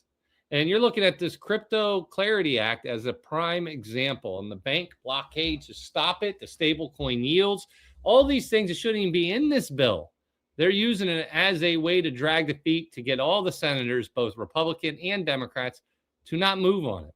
It easily should have been moved on by now. If you can't see that, then you're missing the big picture. This is a hot potato playing a game in D.C., and no one wants to hold it. Now you got Senator Tillis out there saying, hey, I want ethics provisions. Now I have my own theory on that. The old Senator Tillis out there is preempting what he knows the Republican or the Democrats are going to say. And he is a Republican. So he knows they're going to say, we don't want this done unless there's ethics things in there. And it has to target the first family. And now you have Tillis saying, we want ethics thing in there. And that's, that's something I think everybody in the country would agree that we should have ethics on all investments, not just crypto, stocks, real estate, anything that a government person has insider information on or can affect it, they should be under this umbrella. But they're going to go ahead and just make this molasses and say, oh, well, we couldn't agree on what it looks like. Yeah, we already knew it. A lot of us who are paying attention, we got our ear to the ground, we're talking to our connections. They're telling us the same thing. They're trying to drag their feet on this so no one's held accountable when we get the vote in November. And it's disgusting. I'm going to continue to bring it up to you. Hit the like button, subscribe to the channel. Do me a favor. I'm out there working literally 16 hours a day for you. And all I ask is hit the like button. It costs you nothing. Hit the thumbs up. That costs you nothing. It helps me out. And put a comment down below. Who do you blame? After this, Tillis saying, I'm not voting on it unless there's ethics. And then the Democrats with the stablecoin yield. We don't want any stablecoin yields we want the banks to be able to codify that they only have to pay hardly any interest at all. 0.1, 0.01, none at all. And who do you hold responsible? The Republicans for not getting this done? The Democrats for not getting it done? Both parties? Like, it's ridiculous for me to watch. I'm not into politics. I know you're going to hear me say, well, you're talking about. Yeah, because I'm talking about crypto. It's disgusting to see both of these sides not agree on something that is an international mandatory thing we have to be the best at. And here we are going, nah, you know what? Summer break's coming up. We're not going to get it done. We tried. Did you? Did you try? I keep hearing the same thing for month after month after month. The stable coin yield issue. They're going to allow rewards on transactions like a credit card, but no holding it and getting stable coin. But then it's like, you have the handshake agreement through the members in the housing or the banking committee, and they just won't vote on it. And it's like, just say you can't get it done. And it's like pulling off the Band-Aid, man. Just rip it. Just rip it right off. I think we'll be able to handle it. We'll move on from there. The CFTC and the SEC are working together to give us better guidance. We'll continue to grow as an industry. This isn't the first fight that we've had to get into. The G20 payment mandate. Here's something you guys might not know, and I'm going to bring it up to you. This is a cold, hard fact. The G20 has a global mandate to make 75% of cross-border transfer. They want it to settle within an hour by 2027. So if you send money over, they want it done in 1 hour. This is something that physical banks just can't do. They can't do it. And that leads us to what? What about the XRP ledgers? It's compliant. It has the infrastructure. It seems like they wrote this exactly for XRP. It really, really gives us an opportunity to do this.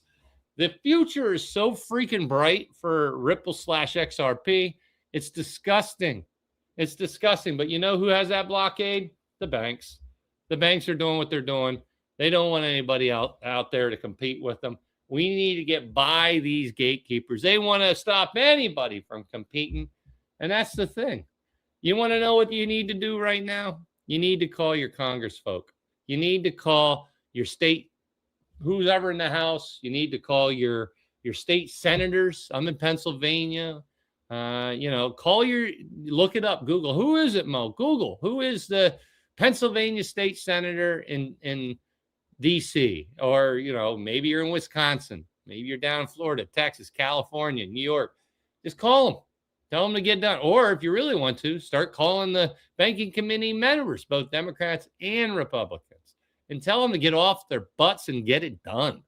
Like, enough's enough already. It's like, we're going to do everything we can to make sure that America suffers, that the working people don't get an interest rate, that they never get more of an interest rate. Think about this. The banks can charge 10% on their loans to people and more, but they'll only pay you 0.1% or 0.01%.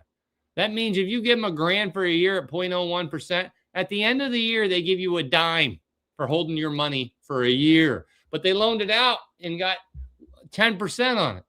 So they can make $100 and they'll give you a dime of that $100. They will take the other $999.90 and you get a dime. And that's the money you made off of your money. Isn't that ridiculous? But that's the way it works, and you got to like it. And now they want it codified, and that's not right. Crypto is here to absolutely upend traditional finance. We got some opportunities to change the world for the better, and not only the United States, but everybody around the world can take their standard of living and improve it. And that's what we're shooting for here. Look at the big picture. Don't just look at what's going on left versus right, Democrat versus Republican. Well, I'm this and I'm this. Let's fight. No, this is about the betterment of humanity. It truly, truly is. Now, do they see it that way? Or is the only thing talking to these politicians and the bankers and crypto and all of them is their wallet and purses? I don't know. I hope not. I hope they see the bigger picture, but you never know. You really never know.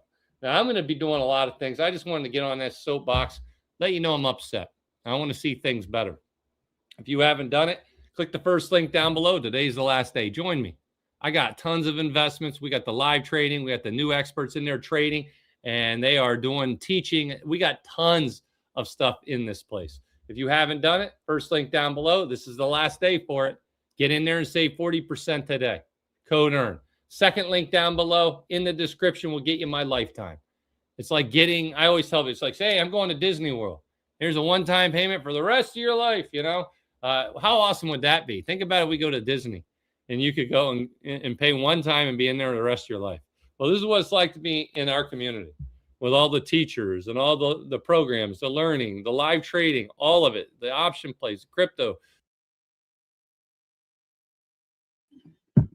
So shout out to Stock Mo This is Austin. We'll run Austin real quick and probably get ready to shut it down and start another live stream for A lot of really good. XRP. So you're asking yourself, hey, I own actually, XRP. It's not ZBCN. rising. Why is it not going They'll up? probably come There's up been a lot. as Michael mentioned. I think we came a little early, but we will start the stream back probably around 2 o'clock-ish. Lots of key deals for XRP. A lot of really good stuff happened in the last couple of years, but yet essentially XRP hasn't really done anything. We're going to talk about that, and I'm going to talk about why it's not rising, but when it will rise in this video. So that's what we're going to get into. So stay with me to the end. Got a lot of cool stuff to share with you. So here we go. Okay, so right now XRP is trading at $1.36, but let's take a look at what XRP has done in the last 2 years, what Ripple has done as far as acquisitions.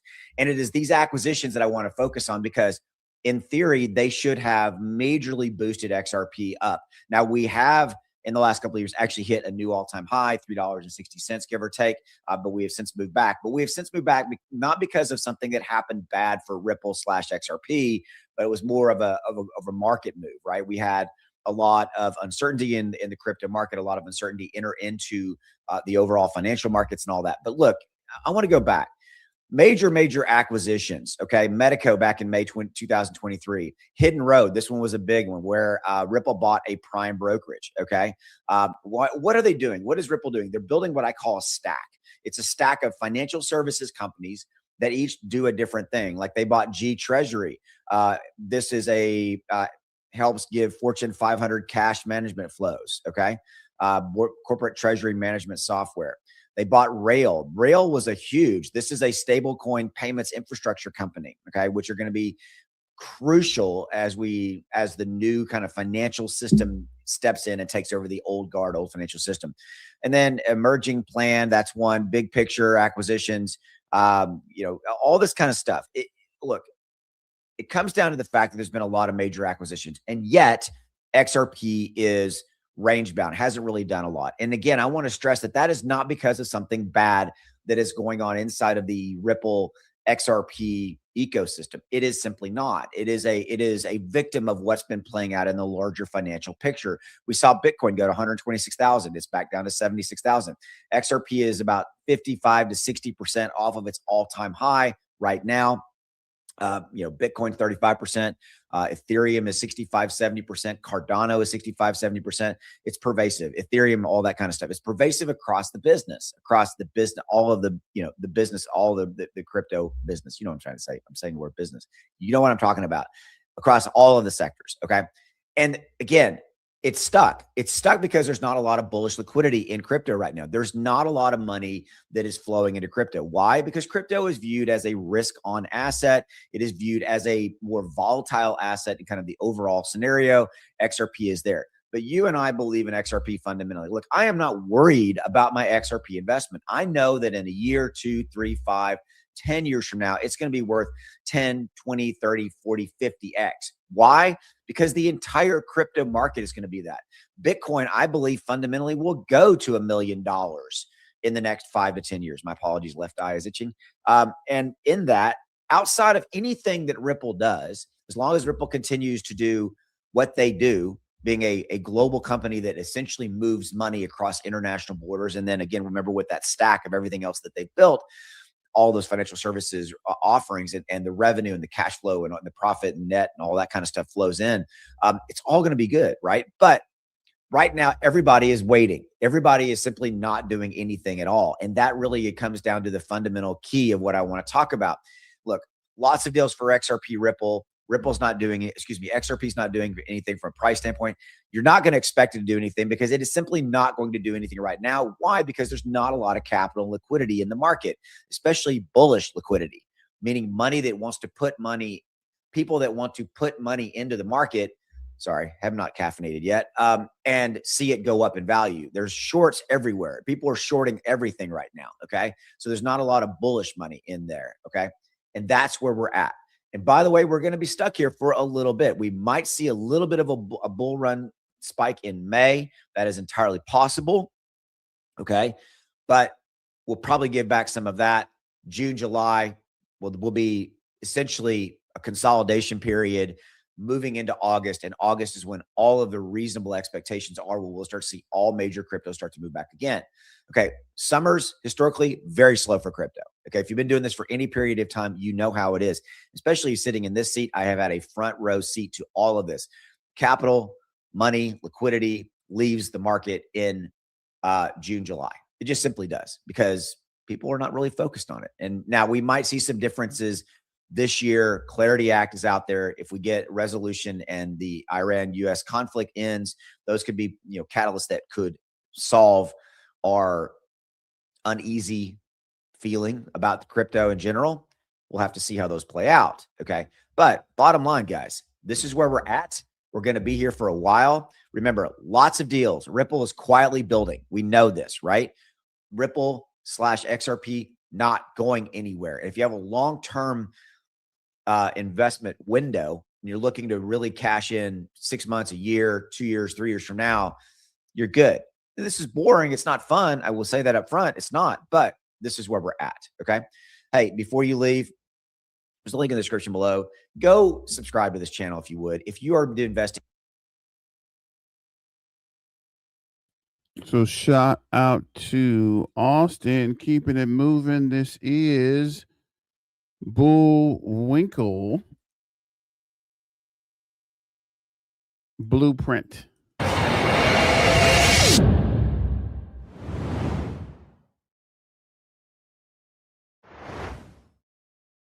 What if I told you banks aren't planning to use XRP anymore? They already started, and almost nobody is paying attention. While the price looks boring, behind the scenes, billions are quietly moving across XRP infrastructure right now. And this is exactly how it always happens. The biggest shifts, they don't come with hype. They happen when nobody's looking. Because right now, most people think XRP is just sitting still, not doing anything. There's no breakout, no excitement, no momentum building.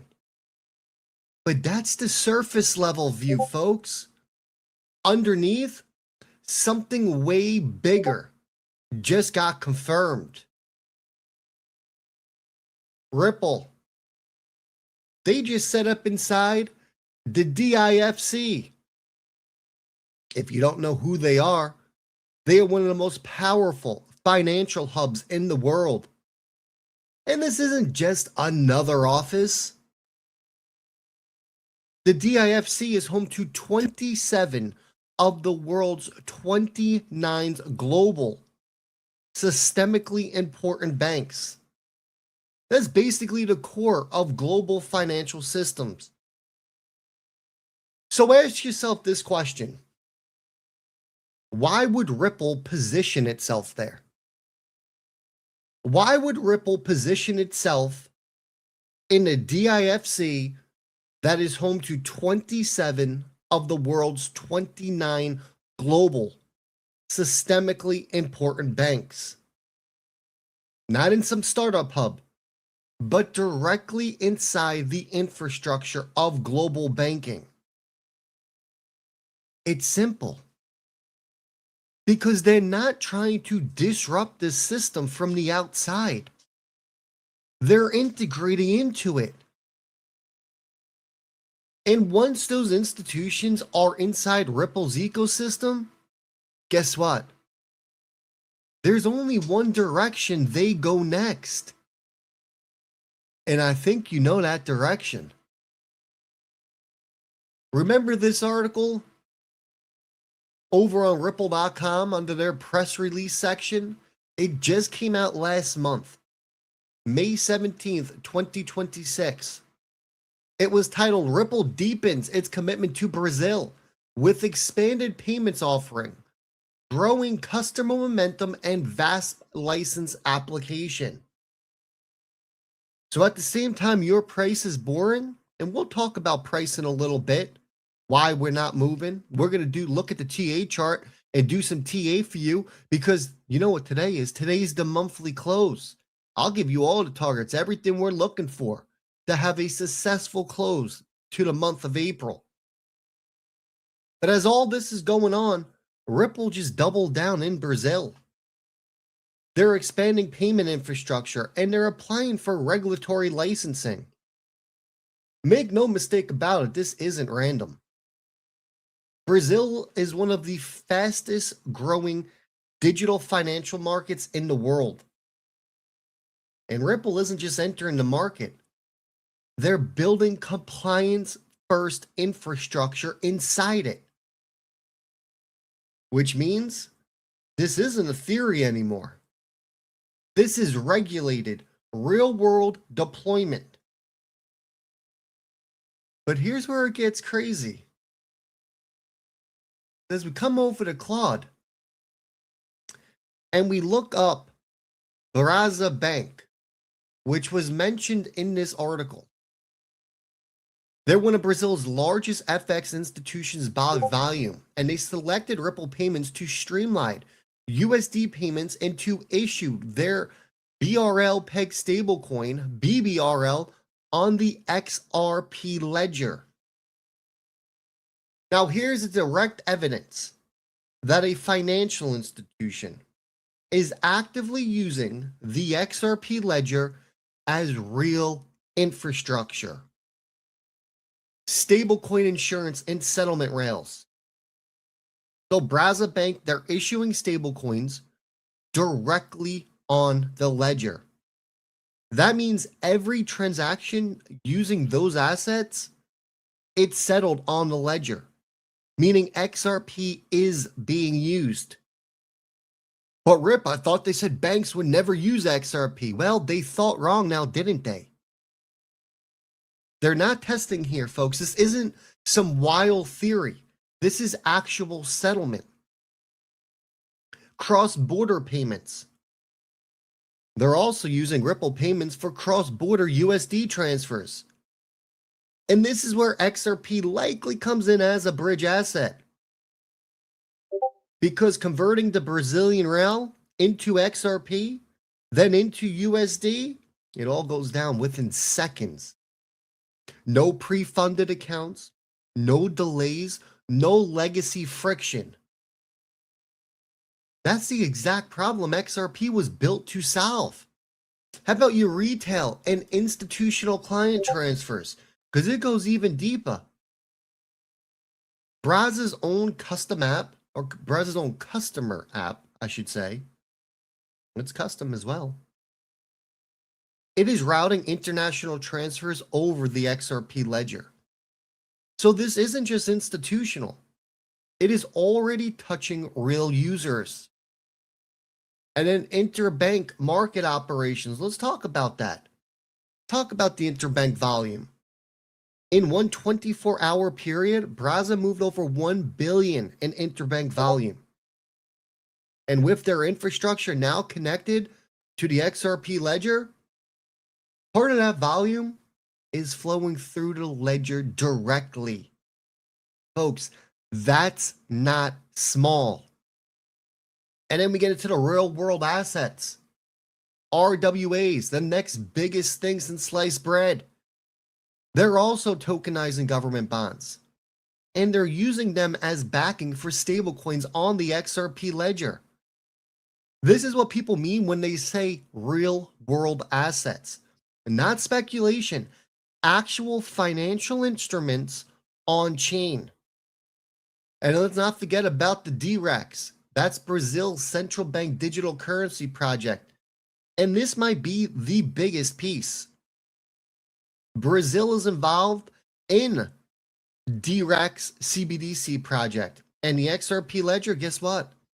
It's being explored as part of that infrastructure.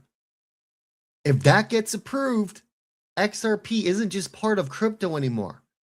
It will become part of a national financial system. So let's recap this. Because while most people are watching price, banks are integrating, stablecoins are launching, billions of dollars are moving. And XRP, it's sitting right in the middle of it. So why isn't the price exploding? because liquidity hasn't returned yet. For the last few years, money has been sitting in safe assets, earning yield, CD, treasury bonds. Crypto thrives in risk-on environments, and we haven't had that. But when that flips, the capital doesn't go everywhere. It flows to assets with the strongest fundamentals. So where does that leave us? Tonight is your monthly close on XRP. We spoke about this not too long ago. This is very important. We need to pay attention to this chart. Your macro structure on the monthly. XRP is still in a long-term range, an expansion phase, not a confirmed parabolic cycle. Look, we got our 2018 blow off top. We got our 2021 lower high. And we got our 2024-2025 breakout. The first real higher attempt. That alone right there, it tells us that this is the first real attempt at a new macro uptrend. Not a continuation yet.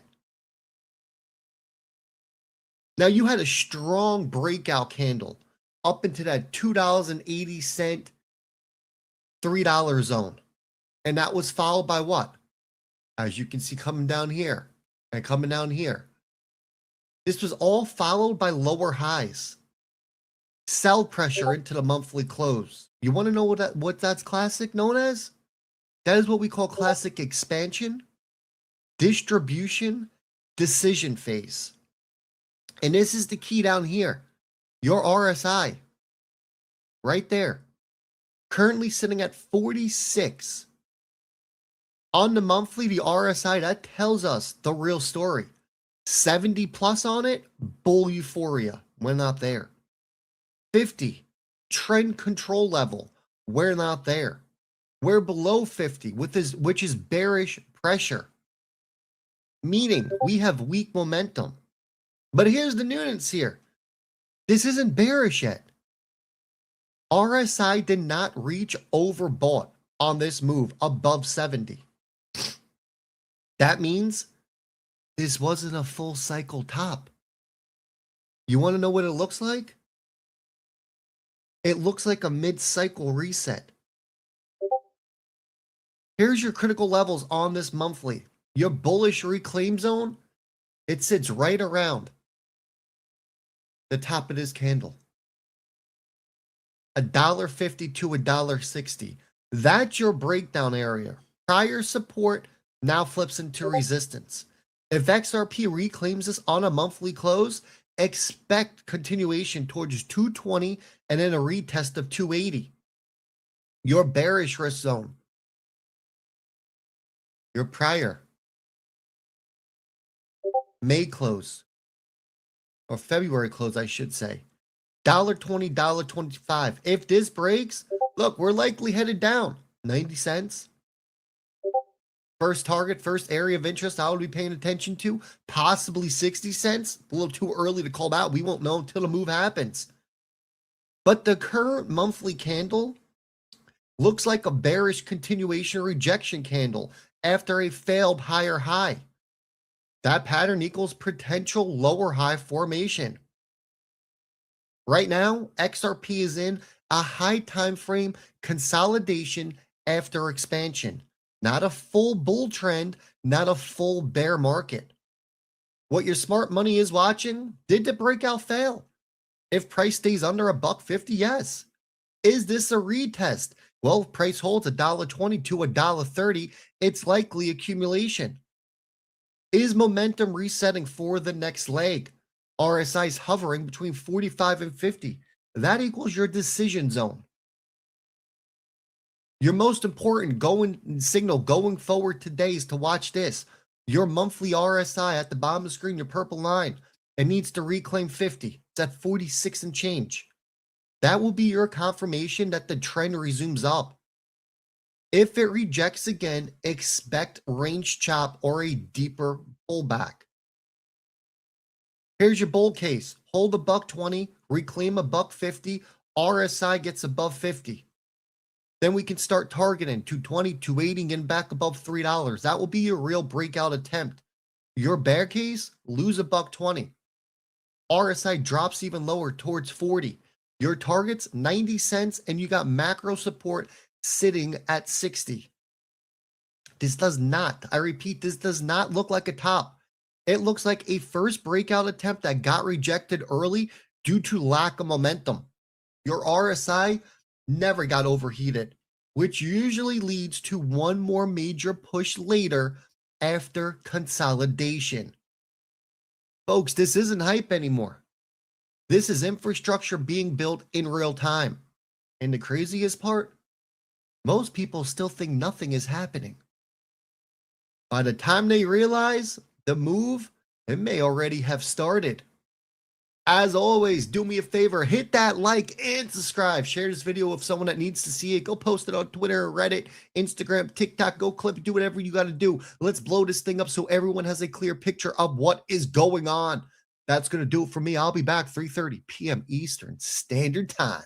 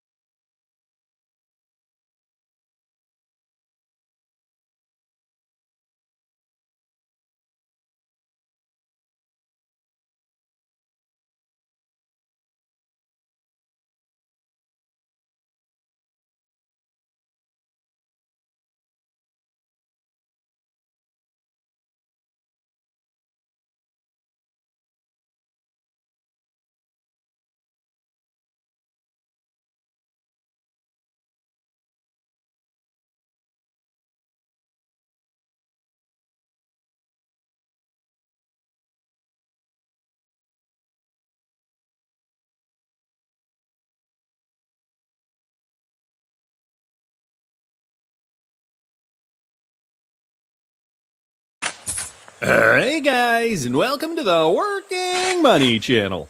This video includes paid promotion. All right, I feel like I have to start this video off with Ivanka Trump steps out wearing the North Star fabric. Guys, I did a video on this just yesterday, and if you didn't catch that video, I will link it up here in the top right-hand corner.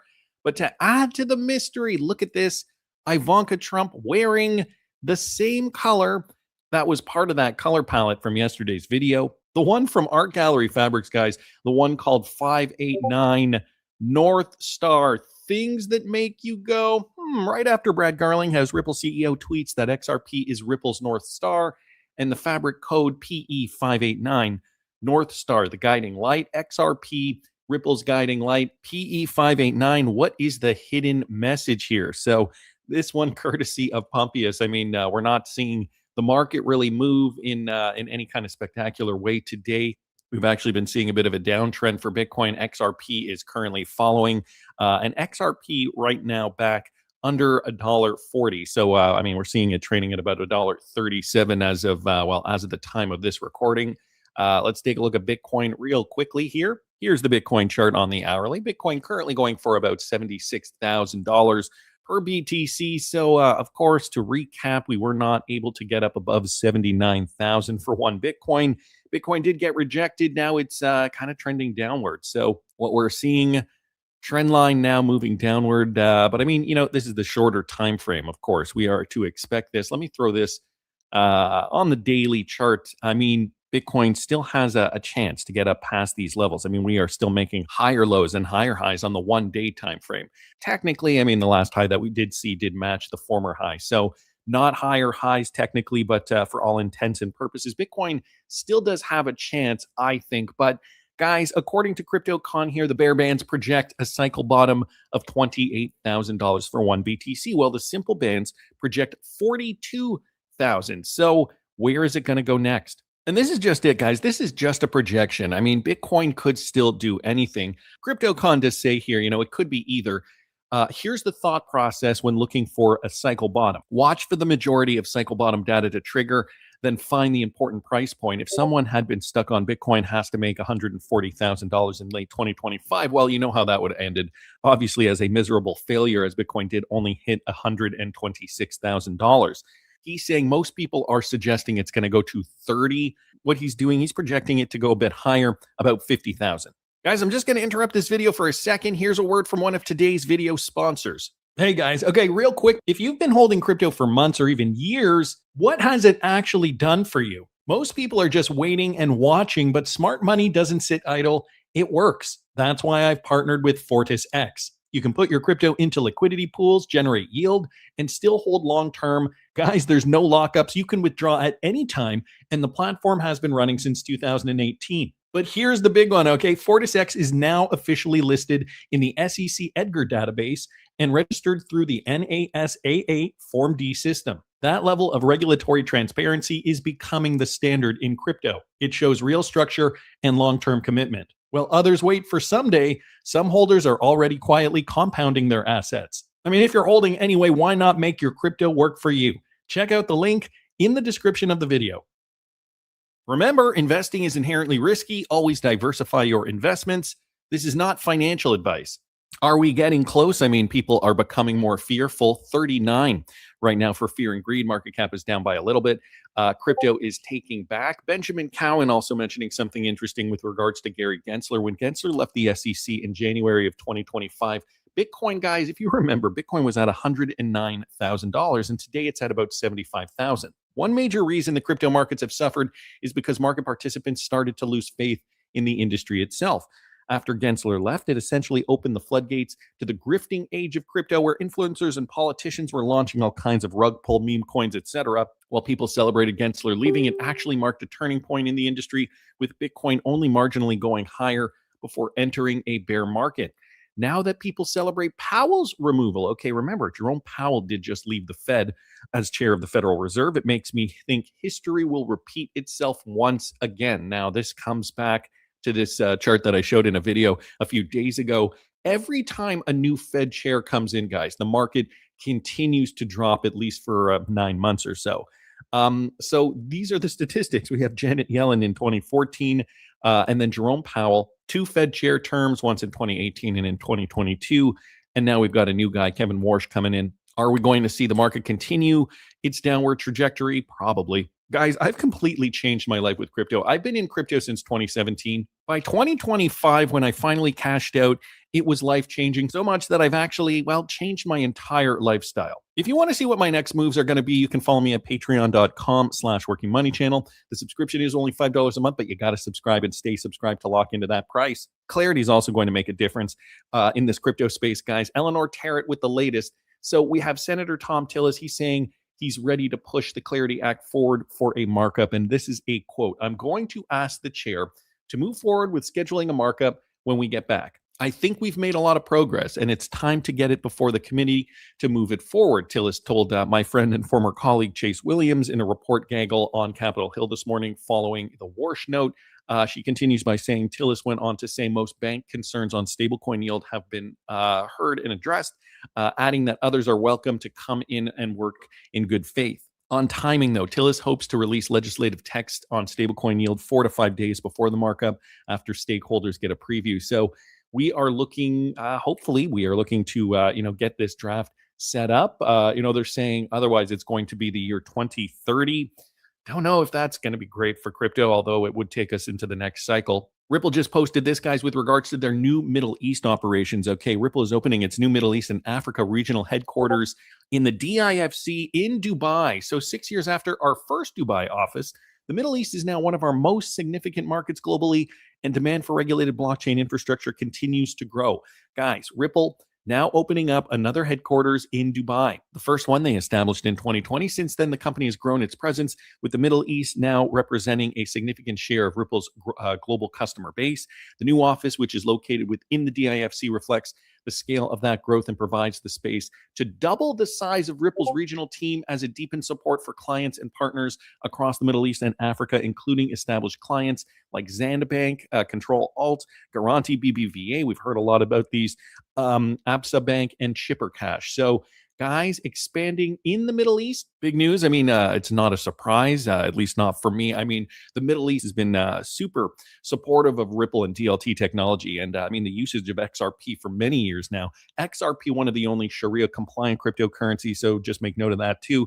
In recent years, the Middle East has become an increasingly vital driver of Ripple's global growth. Our new regional headquarters is a reflection of our ongoing commitment to playing our part in the region's upward trajectory. So this was coming from Reese Merrick, Managing Director of the Middle East and Africa at Ripple. From our earliest days in the UAE, we have seen firsthand the appetite from local businesses, from regulated blockchain-powered payment infrastructure, an appetite that is only growing. So they are not scared to move forward with technology, especially when it comes to finance. So great news there coming straight from Ripple. Wrath of Kahneman also bringing this to our attention, guys. OKX. So this is the latest. OKX is actually now putting the RLUSD in its unified order book, its single internal order book that also handles conversions. It places RLUSD as a first-class exchange dollar and paves the way for collateral futures and institutional handling in Korea. So this was the latest. RLUSD now becoming one of those major, a major cryptocurrency with over 280, so about 300 pairs on the OKX exchange. We see a world where stablecoins really act as that fundamental bridge and unit of account for many that want to get into, especially as people get into the crypto space. We've obviously worked with Ripple for many years now, and this new chapter related to the stablecoin RLUSD is an exciting one.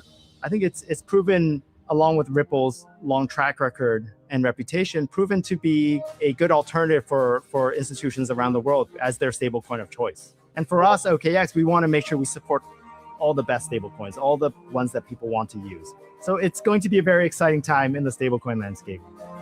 And so now OKX is putting RLUSD front and center. So it's going to be one of the cryptocurrencies, one of those stablecoins that people want to use.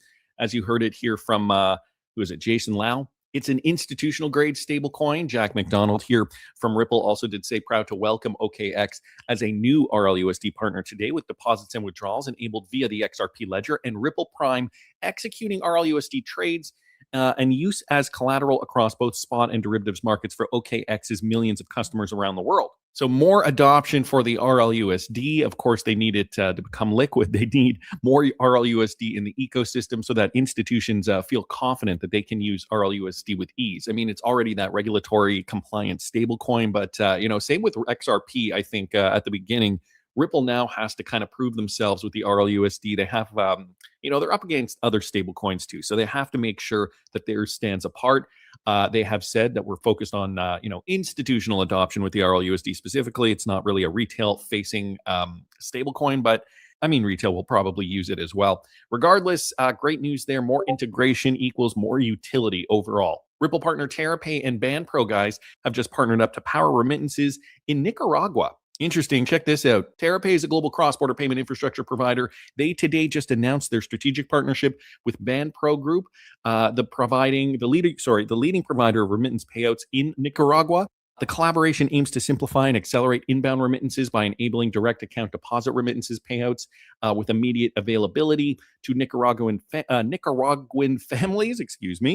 BanPro is a trusted financial institution and market leader in payouts. So this is more of a retail-facing product here. The initial phase of this partnership will focus on inbound remittances from key corridors, including the USA, Costa Rica, Spain, and Panama, with funds paid directly to BanPro accounts in US dollars through TerraPay's global cross-border payment network. And again, I have to reiterate here, TerraPay is a longtime Ripple partner, so they're going to be using the XRP Ledger for this, with remittances contributing approximately 26.6 to about 29.4% of Nicaragua's GDP. This collaboration highlights both companies' shared commitment to delivering scalable cross-border payment solutions that drive financial inclusion and digital innovation. So continuing to extend the web into Nicaragua with Ripple partner TerraPay. Great for payments in those countries, inbound remittances at this time, but that will likely change as the years go on very soon. Anyway, wanted to thank Jack McDonald. We got the Wrath of Kahneman, of course, Ripple, Eleanor Terrett, Benjamin Cowan, CryptoCon, and Pompeius for posting those. Now, we've also got Ashish Birla here, guys, commenting on the policy shift that's happening in Washington right now. This is involving stablecoins, okay, and the skinny master accounts that could threaten closed wallet providers like PayPal. So, guys, this policy shift is going to, basically change the landscape. And, the landscape as we know it today, that might be a thing of the past. So the master account that they've been talking about at the Fed is the top of payments plumbing. It provides direct access to settle dollars at the source. Today, only banks have it. Every payment app routes through a bank to touch it. The proposal would let certain federally chartered stablecoin issuers open a slimmed-down version of that account. Stablecoins to any Fed-enabled U.S. bank account is a game changer. The regulatory scaffolding is being built in parallel, though, okay? So we have the staff, the staff note did happen, in March. OCC did propose the rule also in March, and the FDIC proposed a rule on April the 10th. Here's where XRP comes in, though. RLUSD is issued by Ripple's New York regulated trust company. That regulatory profile is close to what a skinny master account contemplates. So if the proposal advances and RLUSD qualifies, settlement still happens at the Fed, but XRP becomes a movement rail for dollars inside the U.S. payment stack. So, guys, we're moving closer to real adoption. And the Fed, a big part of this in terms of U.S. monetary policy. If RLUSD becomes the stablecoin at the Fed level, think of that. I mean, it will be interoperable, so it will not just be running over the XRP ledger. But, guys, this just means here's the thing. This just means more adoption overall, but more adoption overall gives everybody a huge slice of the pie, okay?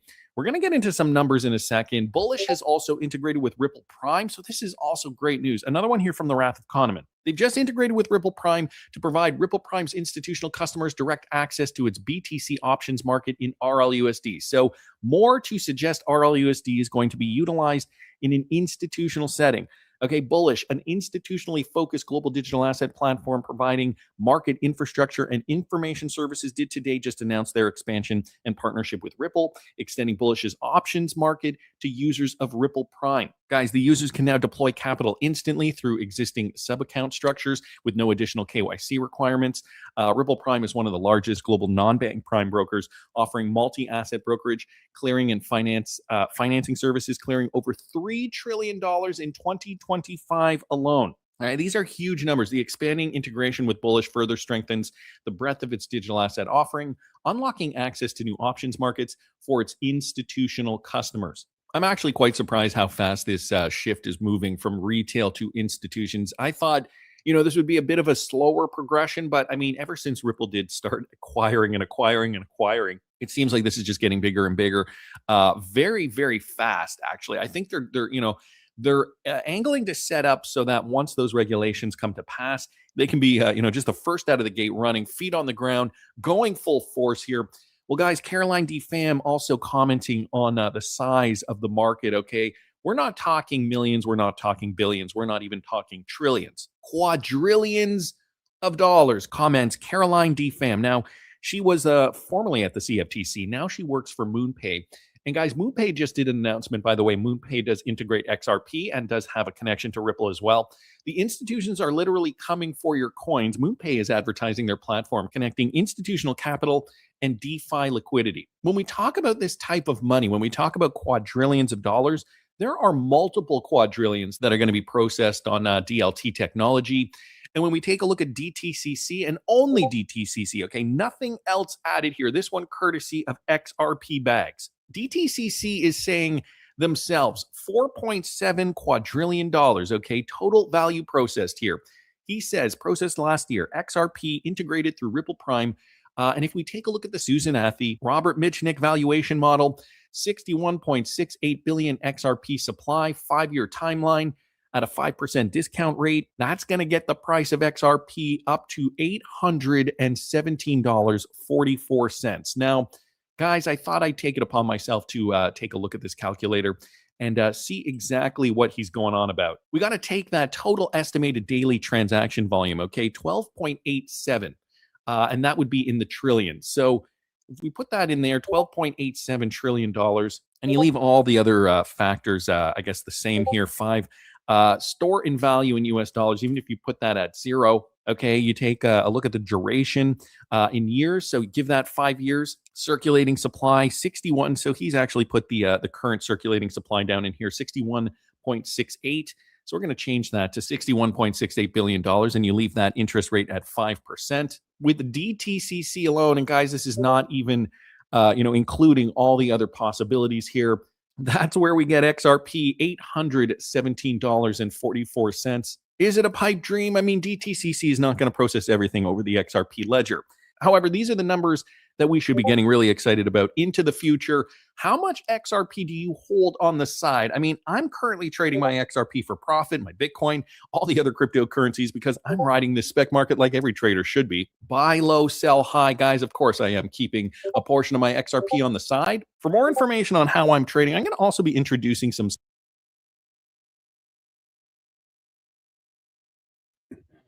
So it appears we have some XRP Zebec live stream popping up. I guess we were a little early to the party, but I do have another live stream set up. I'll probably grab some lunch and then start the other live stream. But let me know what you guys think. And thanks for joining. Don't forget to like, share, and subscribe. And as always, XRP fam, today is not just about billboards, it's about a pattern. Vegas is visibility, Dubai is regulatory and regional expansion. RLUSD and OKX are the liquidity and infrastructure. And XRP is sitting right in the middle of the conversation. So the question is not just, will XRP pump this weekend? The question is, are we watching Ripple's finally connect the market, the product, the regulation, and the global financial narrative at the same time? Smash the like button if you learned something. Subscribe if you want facts, comedy, and charts without the fake Lamborghini thumbnail energy. And comment below, XRP's becoming the global standard, or is it just the biggest market flex Ripple has pulled off? Remember, not financial advice. Do your own research and do not let billboards make your portfolio decisions. But also, do not ignore the company starts putting its North Star on the Vegas skyline. So thanks for joining. Don't forget to like, share, and subscribe. And as always, let's get back to the money, guys, and stay dangerous. Miners out.